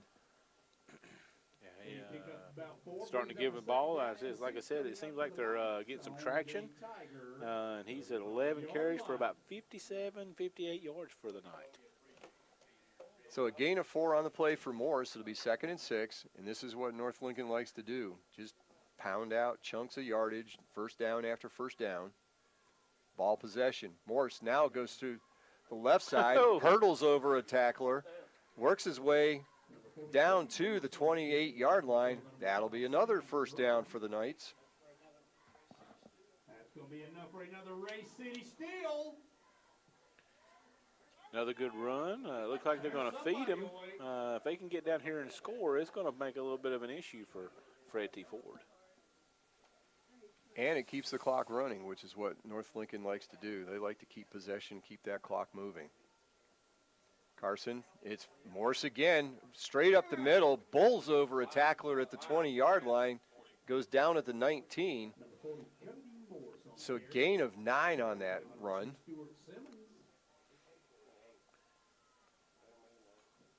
And they are opening some big holes for Morse, not only on both sides, but that one was right up the middle. Yeah, like I said, starting to get some momentum up the middle, and he's got 13 carries for 73 yards. I think they're using 2 linemen in. And our touchdowns are sponsored by Numbers Tax and Bookkeeping of Shelby. So, and that's a great kick on the Jammin' Jay's Pizza Factory kickoff. It's dropped at about the 2-yard line. He's nice cut. Tell you what, he actually ended up in a lot better shape, Coach, than I thought he was going to be. Yeah, I thought he was going to be down at about the 8-yard line, and he snuck in between 2 Chargers and took it out to the 14. But that was a really high kick, and he had to run back and try to catch it, and it bounced off his shoulder pad. And then, at that point, you kind of hope it gets into the end zone, because if it gets in the end zone, even if it hits you, if the momentum of the kick carried in the end zone, you get it back at the 20. But it laid down at about the 3-yard line, so he had to make what he could. So Hill will bring his offense back out there. He's going to hand it off to Holland. Holland with a nice run. He's going to pick up first down yardage. And that is the one thing that, even here in the third quarter, that's the one thing that Forest View leads in, number of first downs. That's the 8th first down. Crest still only has 6 first downs, 5 touchdowns. That's a wild stat. So he'll quickly back his offense up there, takes the snap, going to hand it off to Holland again. Holland's going to lunge ahead for some yards. Yeah, he's only going to get about 2. But positive yardage, that's the thing that Forest View's kind of hoping for right now. You notice that so many times Hill runs all the way over to the sideline to get to play and then has to run back out to his huddle. Young man's got to be in pretty good shape to make that run all the time. Absolutely. Yeah, no signs coming in from the sideline. Hill goes over to get to play from his coach. So Hill ready. Take the snap. Going to fake it to Holland this time. Comes out throwing, and it's going to be knocked away by A.J. Adams of Crest. Yeah, that pass was thrown kind of high, and Adams just got up there and knocked it down. It was going to be hard to be caught anyway, but nice play by Adams, and I like the fact he got up in the air and he knocked it down without touching the receiver. So 3rd down and 8. This is not what Forest View likes. This has been a bad down here for Forest View. Of course, A.J. Adams getting warmed up for basketball season that he hopes is a little bit down the road. Of course, his brother Maury Adams playing for Davidson College this year. We've already got a touchdown for him, I believe. Hill takes the snap, drops back to pass, going to throw the screen. It's going to be caught, and it's going to be out for a first down. Nice play there for Forest View. Yep, really nice play. Rob, I've just seen something on the sideline I don't know that I've ever seen. The punter was the punter was out there practicing, and he was trying to punt it into the screen, and he missed it. He punted it, and it almost rolled into the end zone. I'm sitting there thinking, where did that football come from? And I'm looking at the punter's kind of got his head down, and I'm like, he's like, maybe nobody's seen it. Maybe nobody's seen it. That's some old man up in the press box did. So it's going to be a first down for Forest View. Hill takes the snap. He drops back to pass. Going to roll over to the right side, looking downfield, trying to direct traffic. And is the ball caught? Yes, it is. Nice catch by Aguilar. And we might get a late hit. Yeah, got a flag back in the offensive backfield. Flag at the 25. Yep, it's going to be a rough in the passer. So that'll be a 15-yard penalty and another first down. So Crest helping out Forest View on that one, but a nice catch by Aguilar. Went up between two Crest defenders. I think it was three. When he threw that ball, Rob, I thought that is just toast. Yeah, There's no way. And it was caught. So that's going to take it all the way down to the Crest 42-yard line. Tell you what, again, Aguilar, one of those guys, and like I said, every year, you feel like you've been calling his name for 100. So Hill ready, takes the snap. Going to hand it to Holland. Holland into between the Charger defense. Nice run there. It's going to pick up 8 yards. We're down to 7:35 left in the third quarter. Chargers in command, 36-7, but Forest View has a nice drive. This drive started inside their 15-yard line, and they've already gotten they got over a 3rd and 8, and I proclaimed that drive dead at 3rd and 8. Absolutely, yeah. And they showed me they threw a nice screen pass and picked up the yardage. And Chase looking to add to this to the 21 they have on the board. So takes the ball, hands it off, and no keeper again. It's the same play, and he's got. Tell you what, he still got some good yards out of that, about a 9-yard gain. And what you saw in that play is Chase brought a couple of different tight ends, kind of moved the formation. They thought they maybe hand off a little misdirection to Brennan Austin. Jalen Russell kept the ball in his hands and able to get a good positive yardage on that left side of the line. Yeah. And again, just a little option play, just a keeper. I call it a keeper around the left side. Again, nothing but positive yards. It'll be 2nd and 1 from their own 44-yard line. And Rudisill takes a snap. We got a flag on the play. Looks like we're going to have legal procedure, I think, is the call. Yep. So back the Trojans up 5 yards. It'll be still 2nd down and 6 now for Chase coming up. Definitely not what Coach Cogdell wanted to see right there. It isn't, but you're still. I mean, now you're 2nd and 6, and it's still, I think 2 down there. I mean, you still got 2 downs to get that first down. So I think Rudisill looking over the sideline for the play call. Play has now come in from the coaching staff. Receiver to the right and left. Rudisill hands it off to Austin around the left side, and he's met by Beeler, who makes the tackle, gain about 2-yard gain on that, or a 3-yard gain. Yeah, Angus Weaver, Beeler, and Brennan Austin, a lot of hard runners right there on the field for both teams. Yeah. That was a big battle, a big collision there. So now 3rd and 3 for the Trojans. Chase lining up in their offense, doing that traditional set, and they didn't look to the sidelines. So Rudisill takes it off, rolls to the right side. He's a little dump pass out to number 2 for the Trojans. That's Brennan Kingery. Reception. Now, that's a me Pablito first down for Chase. The gain is good, about a 6-yard gain there. No, about an 8-yard gain, excuse me. So, again, Chase, another 4 downs here to work with. 1st and 10 from their own 49-yard line. They did a quick snap there on that play. They usually look to the sidelines, the whole team, to get the call, but they didn't on that last play. So Chase lined up 2 receivers now to the left, single back beside Rudisill, and Rudisill takes the snap and hands off to Austin around the left side. Got a seam going at the middle, and he's breaking free. He's at the 25, 20, 15, 10, 5, and he's touchdown, Brennan Austin. Great run by Brennan Austin there, a 51-yard run. Now Chase is in the lead for the first time tonight here on senior night at Allen Field.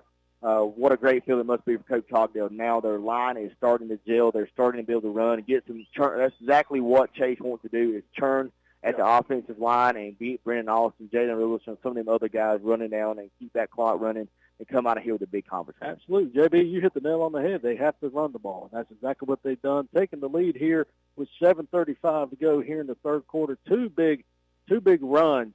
They hadn't even thrown the ball in. They didn't put the ball in the air. They've not needed to, and that's exactly what I thought would happen from the beginning of this football game. They must have talked about things at halftime and got things squared away. And Sixtos, he made the kick, hit the upright, and it bounced through. So 7:35 to go here. Chase 28.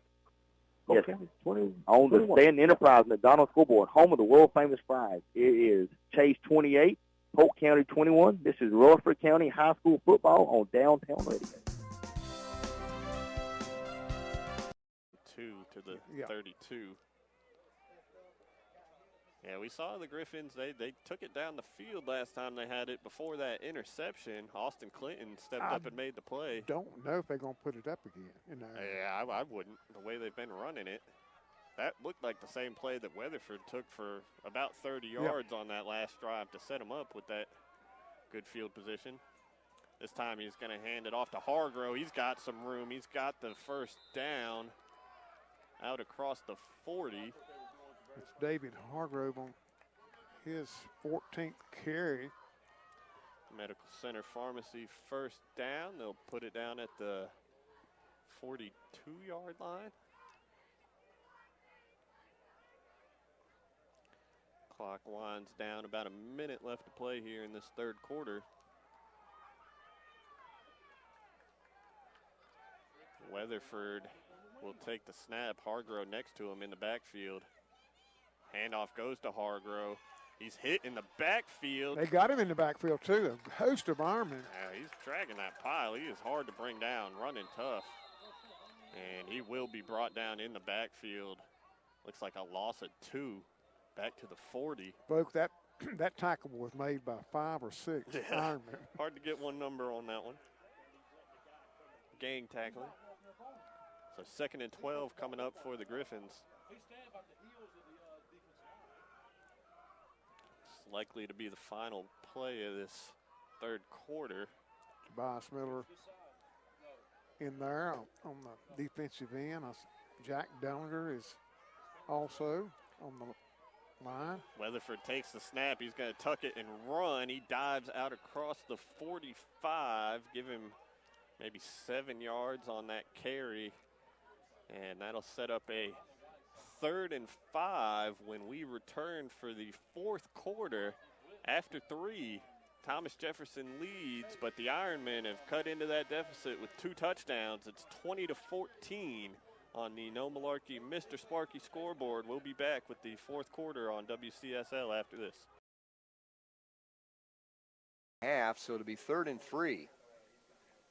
Yeah, they've changed the formation. They've gone back more. They don't have as many in the backfield. Carson keeps it. He pitches. Reed King turns it upfield. Fumble. And a lineman falls on it downfield. North Lincoln will retain possession, but King had the first down, got the ball stripped. And number 56, Bryson Esser, falls on the ball. The senior lineman retains possession for the Knights and a first down at the plus 38-yard line. They've had some fortunate bounces in this game the Knights have on some turnovers. So 1st and 10 at the 38. Hand off to Morris up the middle. Morris bursts through, gets down to about the 31-yard line. Another good gain for Morris on first down. Yeah, he's up to 17 carries, and most of that has been in the second half. So 7-yard gain, 2nd and 3, just outside the 30-yard line at the 31 of the Tigers. 1 wide receiver each side. Donahue in motion. Carson keeps it going around the right side. He's got an opening, bursts up through the middle. He's going to score. Connor Carson, looking very similar to the touchdown run earlier, broke around the right side, found an opening, works his way back to the middle, and he's into the end zone. A 31-yard touchdown run for Connor Carson, and now the Knights looking to double up the score on Fred T. Ford. Not going to kick the extra point. They're in. No, okay, now they've shifted back into the kicking formation. Thought they were going to run a little trick, but if you got a good kicker like Sutton, just kick the point. Keep it. Snap, hold, kick is up and pounded through again. Out to the track, so with 3:24 to go, North Lincoln has blown it open here. They lead 34-17. We'll be back in 60 seconds on the Lincoln County Game of the Week.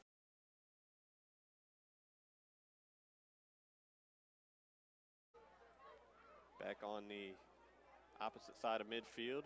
Weatherford's going to keep it himself, trying to get the edge. Flag comes in. Good tackle by Cam Bolin. Cam did a great job.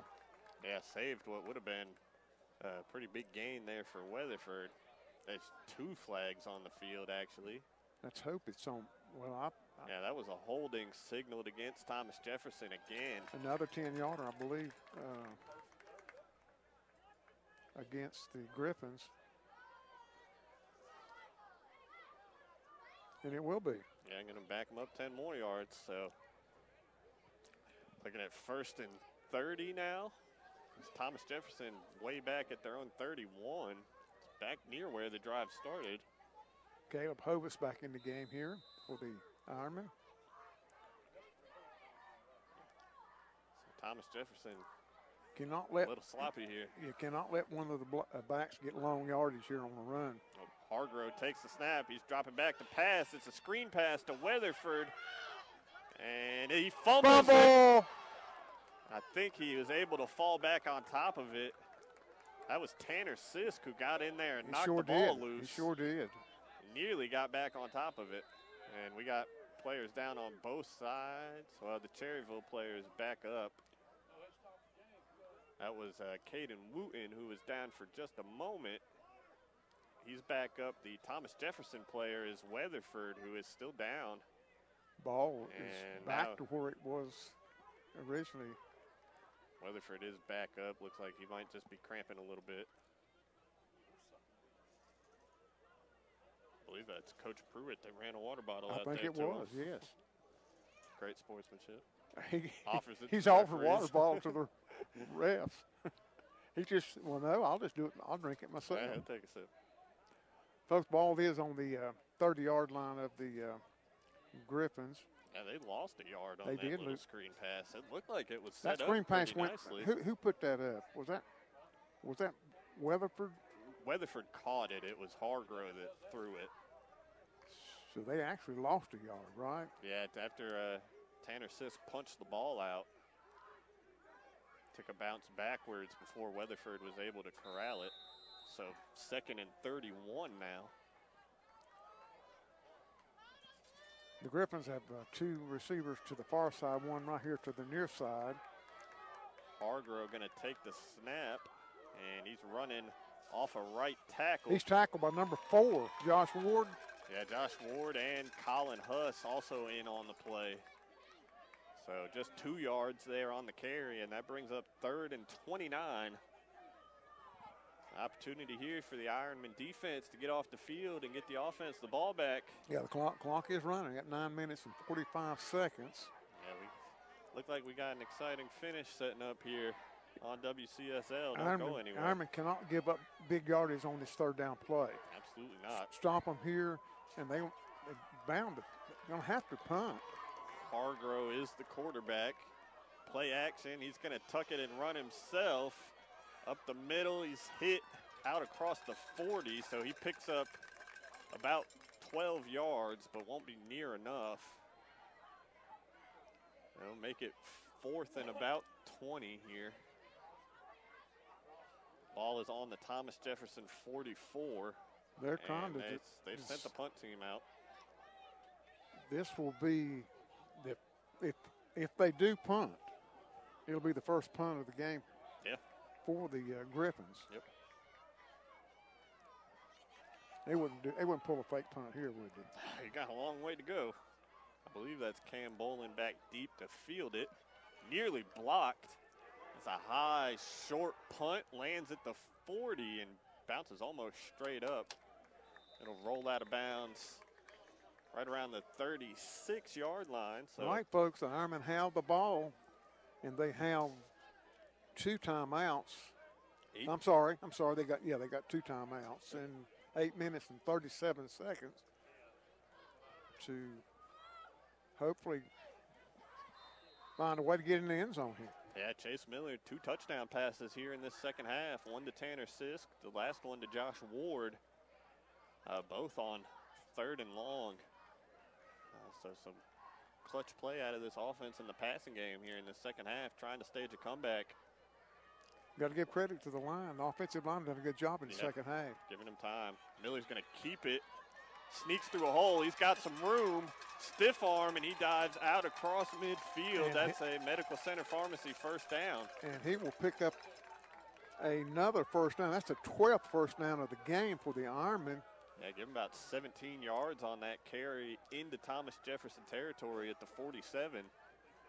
And another good job of blocking off that left side, Matt. Yeah, you can see the confidence picking up in this offense. Only what did we say, 60-some total yards in that first half. I'm trying to forget that. They've turned it on. We'll forget that first half.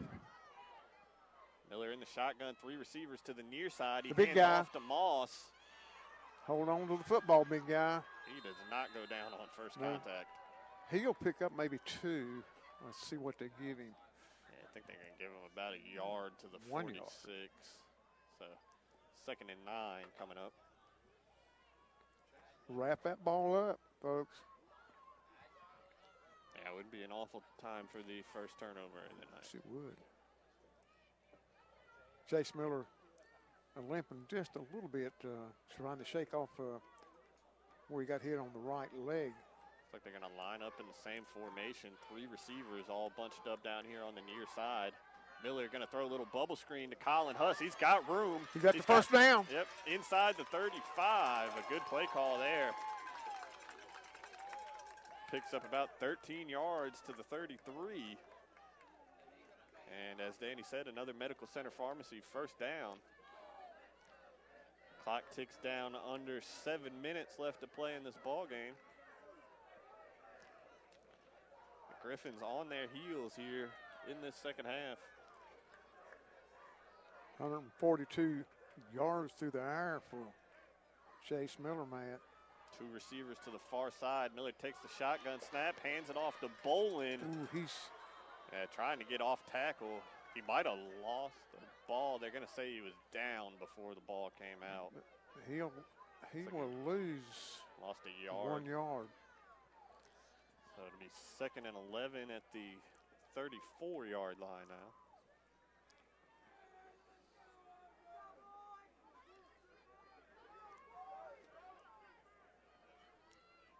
Clock running at 6 minutes and 14 seconds. 2nd down and 11. 2 receivers to the far side. Shamir Moss and Cam Bolin back next to Miller in the shotgun. Fake to Bolin. Miller's going to keep it himself. Puts his shoulder down. Gets out across the 30. Picks up about 5 yards to the 29. And bring up 3rd and 6.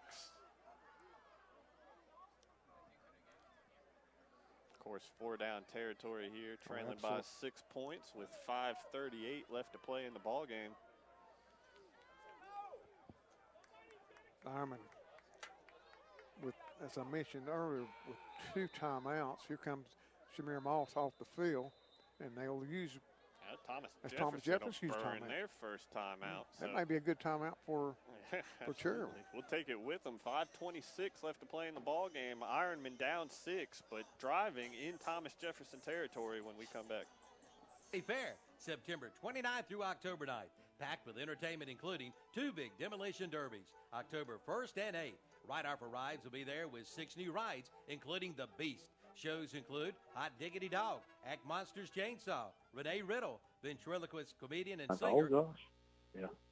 So Wheeler brings him up, and quick pass out to the flat. He's caught it, and I'll tell you what, Evan Jones made the catch, and that was number 5, Cade Davis, just, again, a big hit. Cade Davis has made some big hits tonight. None bigger than that hit right there by number 5.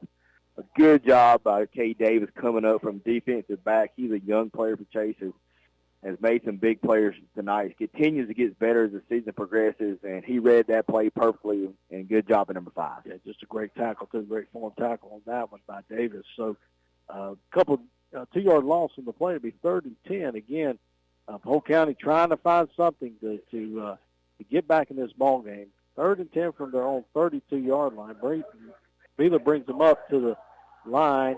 They got a bunch set to the right. You got a single receiver out here to the right. Wheeler drops back for the pass. McCraney on his heels, and the throwback across the field. He's got Simpson out to the right side. Simpson's got some blockers in front of him, and he was tackled by, it looks like Mills tripped him up there for about a 6-7 yard gain. Yeah, it looks like he's about a 3 yards short of the line of the game. Bring up 4th down. Let's see if Coach Ollis elects to go for it or he tries to bring the punt unit out. Yeah, excuse me, that was Carter Chapman made the tackle on him there.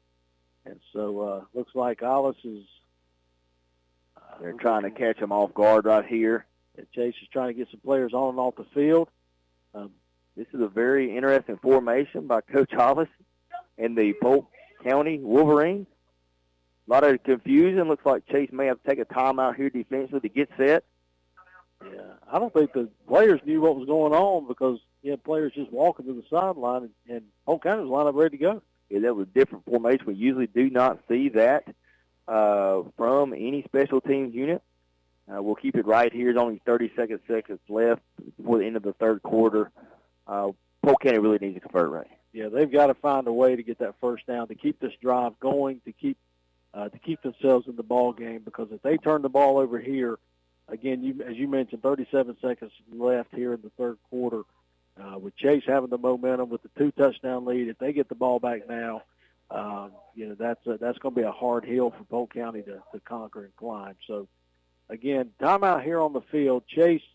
Polk County lined up with a very odd set. Again, just had your lineman out in the flat, what it was, and with the center over the ball. And Chase really didn't know how to react. I don't think the players knew coming off the field that Polk County was ready to snap the ball, so they had to use a timeout. Yeah, and I do have an update from Rutherford. That game, RS Central is on top of East Rutherford 48-8 at this point.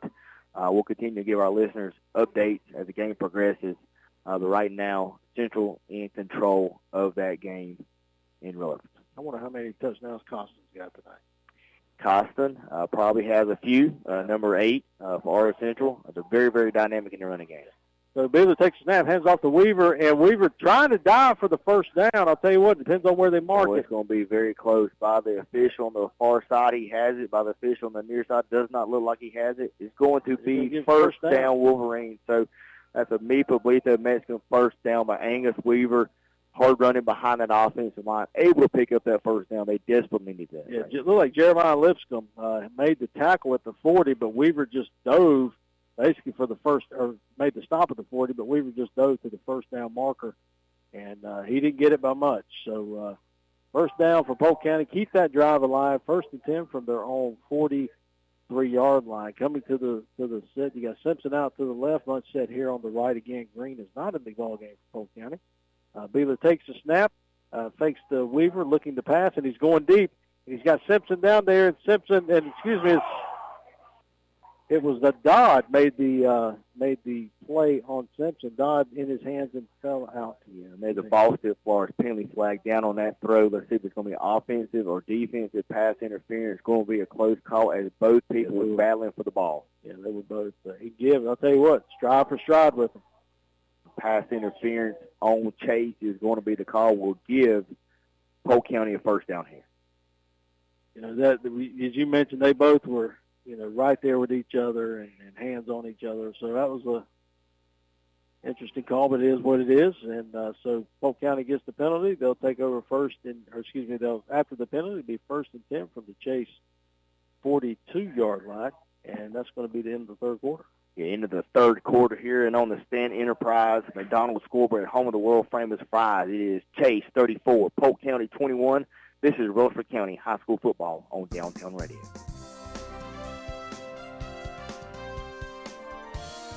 Low snap. It went. No, it good. did not. Oh, my. The snap was low. Landon Hahn did what he could to get it set, and it came out real low off the foot of Henry Gale and does not split the upright, so we remain tied. It went under the upright. It went under the crossbar. We remain tied 20-20 on the No Malarkey Mr. Sparky scoreboard. We're going to take a quick break. We'll be right back on WCSL. Hey, look, it's Gary Dellinger with Dellinger Electric. Gary, what's going on? Hey, Calvin, just stopped by to see how the new jingle was coming along. Well, as a matter of fact, we just finished it up. Want to hear it? The big new Skag mowers have arrived. You don't want to monkey around. And Electric, they're the best electricians in town. Well, what do you think? I don't know. Personal playbook. Rutherford County Farm Bureau is at 153 Reservation Drive, Spindale.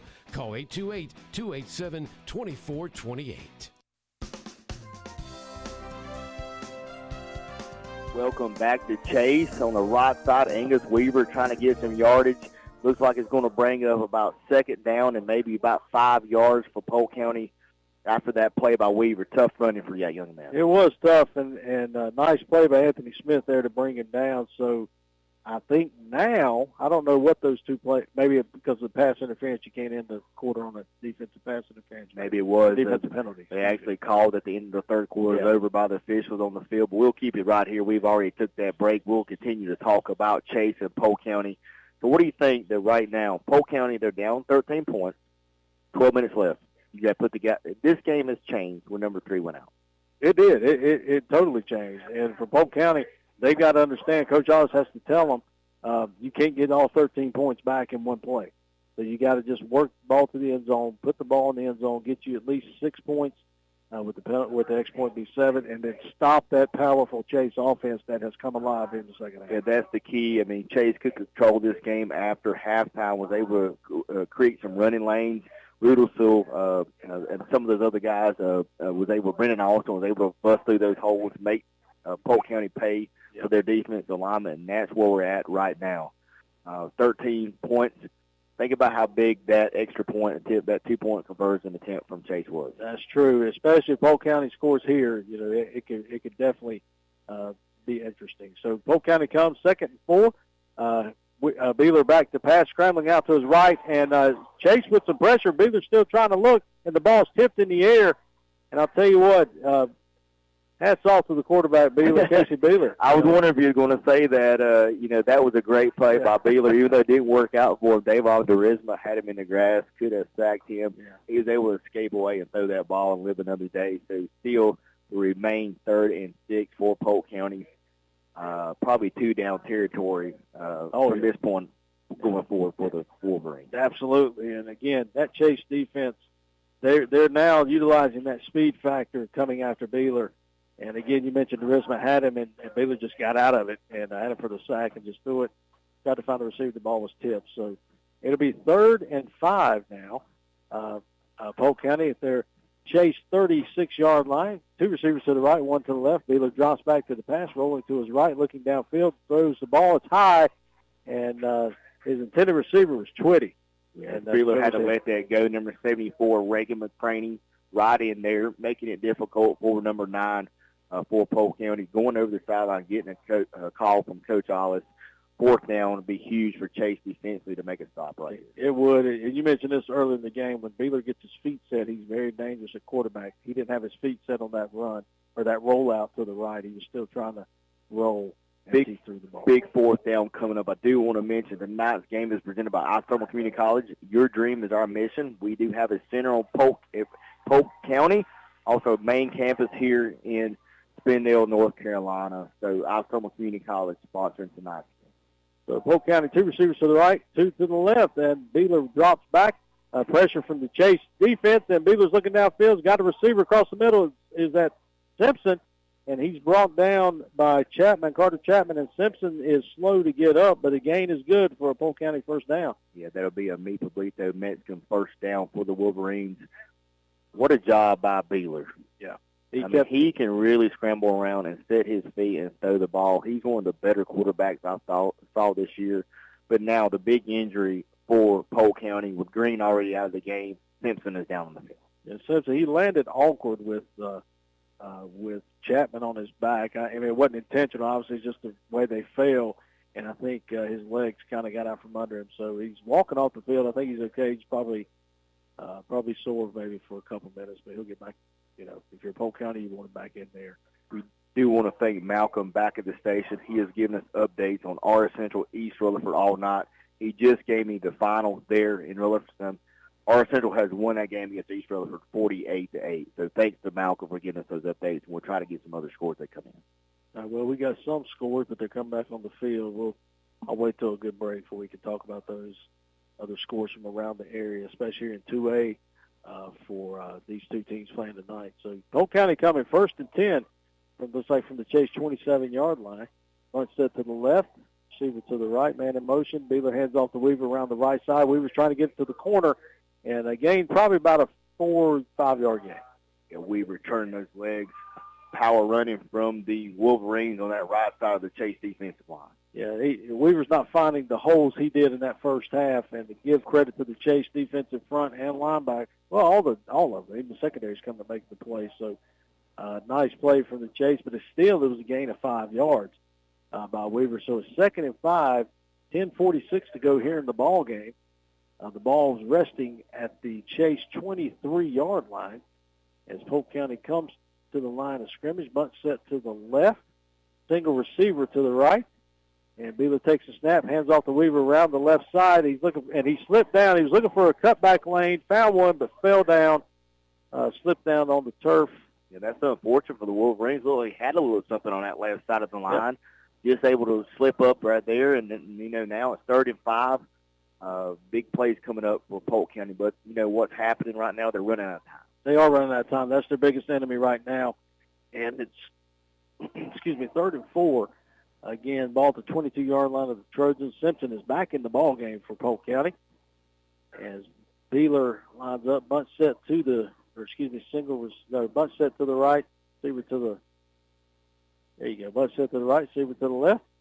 Beeler takes a snap, hands off the Weaver around the right side, cut backs across the middle of the field. He's at the 10-5, and he will score a touchdown, Polk County.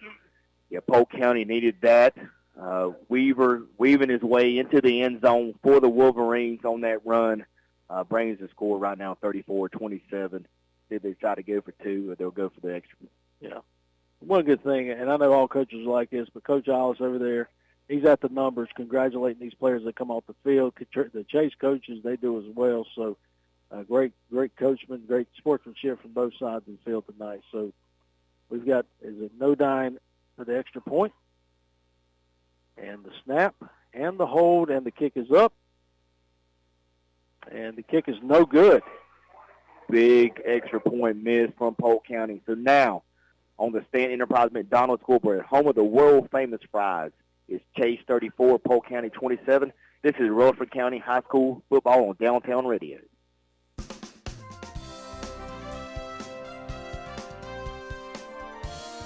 Come to Farmer's Friend Feed, Seed, and Supply. Medical Center Pharmacy first down. Chase Miller now with 11 carries, 59 yards. Yeah, he has really gotten it going here in the second half. Throwing the ball, running the ball. He's got this offense clicking. And he got out of bounds. Stopped that clock. Yep, minute 24. 1st and 10 at the Cherryville 48. 3 receivers bunched up to the near side. Miller going to run the quarterback draw again. Stiff arms a defender, but brought down. A good tackle there by Hargrove. He's hurting. Yeah, it looked like he might have landed on the ball there. Timeout, Carolina. Yeah, Miller helped back to his feet. I think he landed on the football, maybe got the wind knocked out of him. He picked up 4. Yeah, give him 4 to the Thomas Jefferson 48. Timeout with a minute 18 left. We'll take it with him and be right back. Do they have silver bells at Acre Enterprises? Welcome back to Chase. We just had a corner barbecue kick of the pigskin. Polk has kicked off to Chase. Return by Chase up to about the 45-yard line. However, right now on the field, we have a Boston Florida penalty flag down. Looks like it's going to be unsportsmanlike penalty flag on the Trojans. We'll back them up. Not what Coach Cogdell wanted to see on that kick. Obviously not. It was a great return by Mosley up the middle, and it just some extracurricular jawing going on after the play. You could easily say it's from both sides, but as a coach, you want to tell your kids keep your mouth shut, especially this late in the game. Exactly. It's 9:34 left in the fourth quarter here at Allen Field. Chase with a 1-touchdown lead on Polk County. It definitely would not where you want to make a mistake. No, you don't. You don't want to wait because it's a one-score game, as you said, and Chase with the lead. They got the ball at their own 29-yard line. You got Turner McSwain in there at quarterback. You got a receiver to the right and to the left. And again, right now, you just want to play keep away, but still move the ball down. Don't get conservative. Just play your game. That's the main thing. So McSwain takes a snap. Quick pass out here to the Risman in the flat. The Risman makes a move, and he's across the 45, 50, 40, 40, 35, 30, 25, 20, 15, 10, 5. Touchdown. Yes, looks like about a 65-yard touchdown catch from Tavon to Risman. Polk County just scored a touchdown to bring this to a one-score game, and boom, just like that, Chase is back on top by 2 scores. Yeah, that was just a quick pass out to the flat, and it's probably a ladder. I don't know. It's just about a 1-yard pass, but in the books it goes down for 65 yards. So a nice running catch from McSwain to the Risma. Again, puts Chase again back in a commanding lead. 2 scores to 2-score lead over Polk County with 9:23 to go here in the ball game. Sixtos is lining up for the extra point, and his holder is Turner McSwain. The snap, the hold, the kick, and it is good. Now on the Stanton Enterprise McDonald's scoreboard, home of the world-famous fries, it's Chase 41, Polk County 27. This is Rutherford County High School football on Downtown Radio.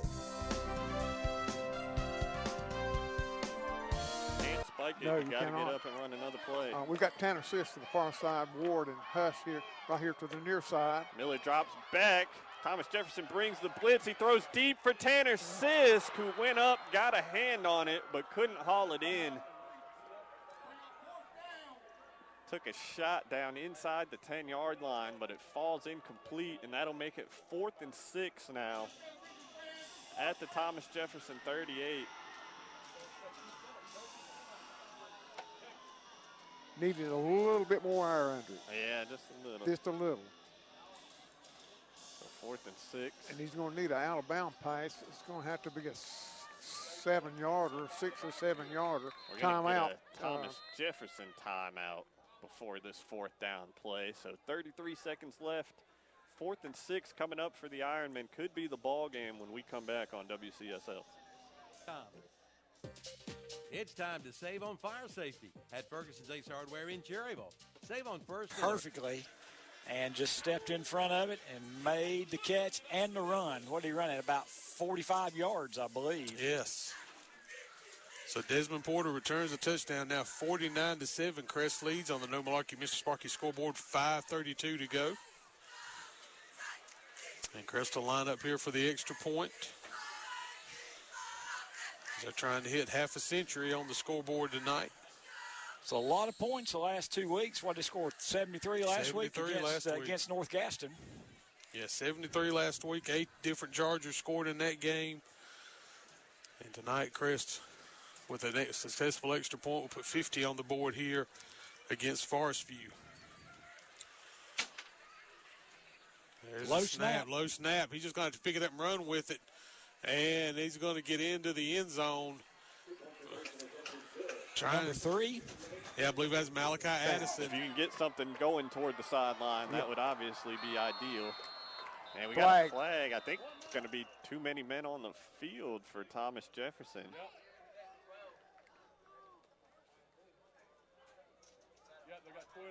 You just can't have that coming out of a timeout. Wow. That's a big penalty. Yeah, it's not quite enough to make it a first down, but it's now 4th and 1. Ball on the Thomas Jefferson 33. 1 timeout remaining for the Ironmen. Wonder if they run it here and just try to pick up that first down. Called timeout. Miller is going to keep it. Gets to the edge and gets out of bounds. A Medical Center Pharmacy first down for the Ironmen. Gain of 4 yards to the 29. 28 seconds left. 29 yards to go. And the Ironmen do still have a timeout in their back pocket. They do. They do. And they might just need it. Unless they score here, they're probably going to need it. Ward to the near side. I believe that's. I think it's Huss and Sisk to the far side. Miller takes a shotgun snap, looking left, throws for Huss. It falls incomplete. Would have only probably been 5 or 6 yards had he caught it. So that took 4 seconds off the clock. 2nd and 10 coming up. That's the 18th pass that's been put up by Chase Miller tonight. Yeah, he's 158 yards. Found a rhythm here in this second half. He needs one more. Yeah. One more touchdown pass here will do it. He's one more big one here. 2nd and 10 at the Thomas Jefferson 29-yard line. 3 receivers bunched to the short side of the field. Yeah, 3 of them. Miller in the shotgun, takes a snap. Pump fakes, looking deep. He throws to the end zone for Huss. And it He will help. Penalty. Yeah. We'll see who it's thrown on. There's 2 flags. It looked like the defender pushed Huss out of bounds. I think so. Yeah, but we'll see what the call is. It's pass interference on somebody. Pass interference on the defense. Wow. So that'll get a chunk here for the Ironmen. I believe it's a 10-yard penalty 10-yard high penalty, school ball. I think, yes. There's 18 seconds left on the clock. They took a shot for Colin Huss to the end zone, and he was pushed out of bounds by the defender. It's a 15-yard penalty. Wow. So that'll make it 1st and 10 Ironmen at the 14-yard line. Again, 18 seconds left to play. Cherryville does still have a timeout. 2 receivers to the far side, Ward and Huss. Tanner Sisk down here to the near side. Miller in the shotgun. He's going to run it.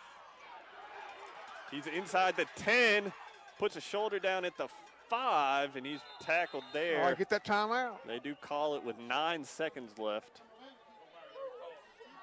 There's a player down for Thomas Jefferson. He's fighting to get back up, and he does.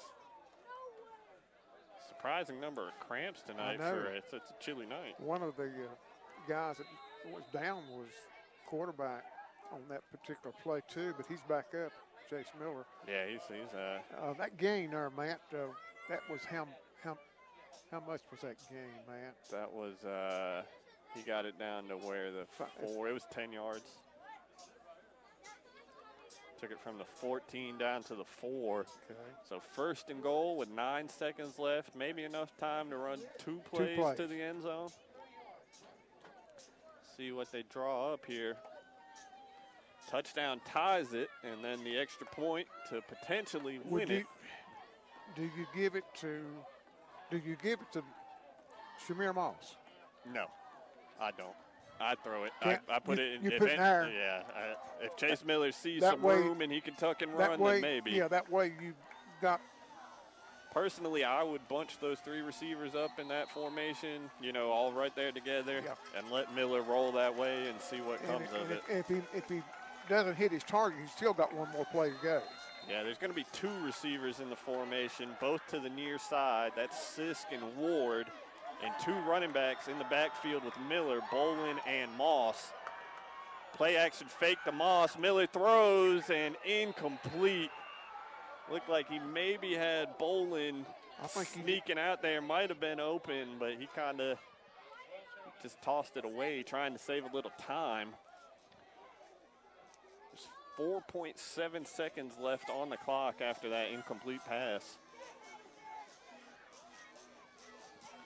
So 1 One play. Maybe if you're lucky, you could get 2. I don't know. I don't know if you can get 2 more plays in or not. You got to dial up your best play here, see what happens. Sir. Same formation, the 2 receivers to the near side, 2 backs with Miller in the shotgun.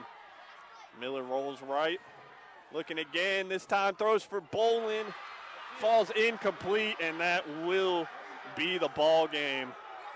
Just ran out of room on that near sideline.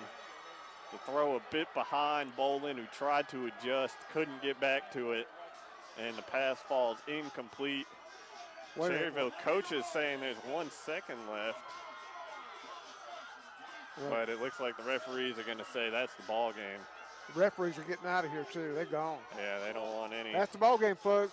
Don't want any conversation. It was Armor give us nearly a miraculous comeback. It sure did. It sure did. Falls just short, 26-20. Pass falls incomplete in the end zone on the final play of the ball game. Tough loss here tonight on the road. We're going to step aside for just a moment. When we come back, we will wrap this one up on the Dennis Willis Septic Service Stadium postgame show. Hi, this is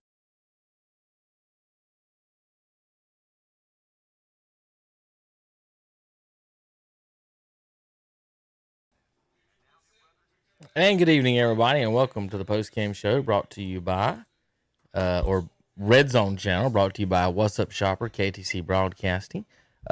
We've got a few final scores here. We're going to do all of that during the postgame show, folks. If you see the scores there on the scoreboard, that is the black ones are your finals.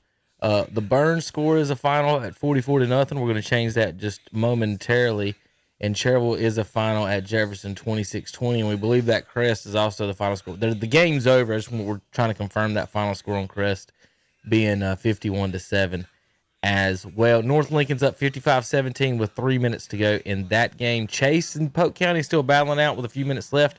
You're watching the Red Zone channel brought to you by What's Up Shopper and KTC Broadcasting, folks. We'll be back 10:05-ish, 10:05, maybe 10. We're going to go 10:10 actually for the post-game show. Let's just do that. 10:10 post-game show tonight. We got to catch up with the radio stations and everybody else here in just a few minutes. So 10:10 for the post-game show. We'll be back in just a few minutes here. KTC Rock, go to the bathroom, get you a drink, come back and watch the post-game show with highlights, live scores, and more on KTCBroadcasting.com.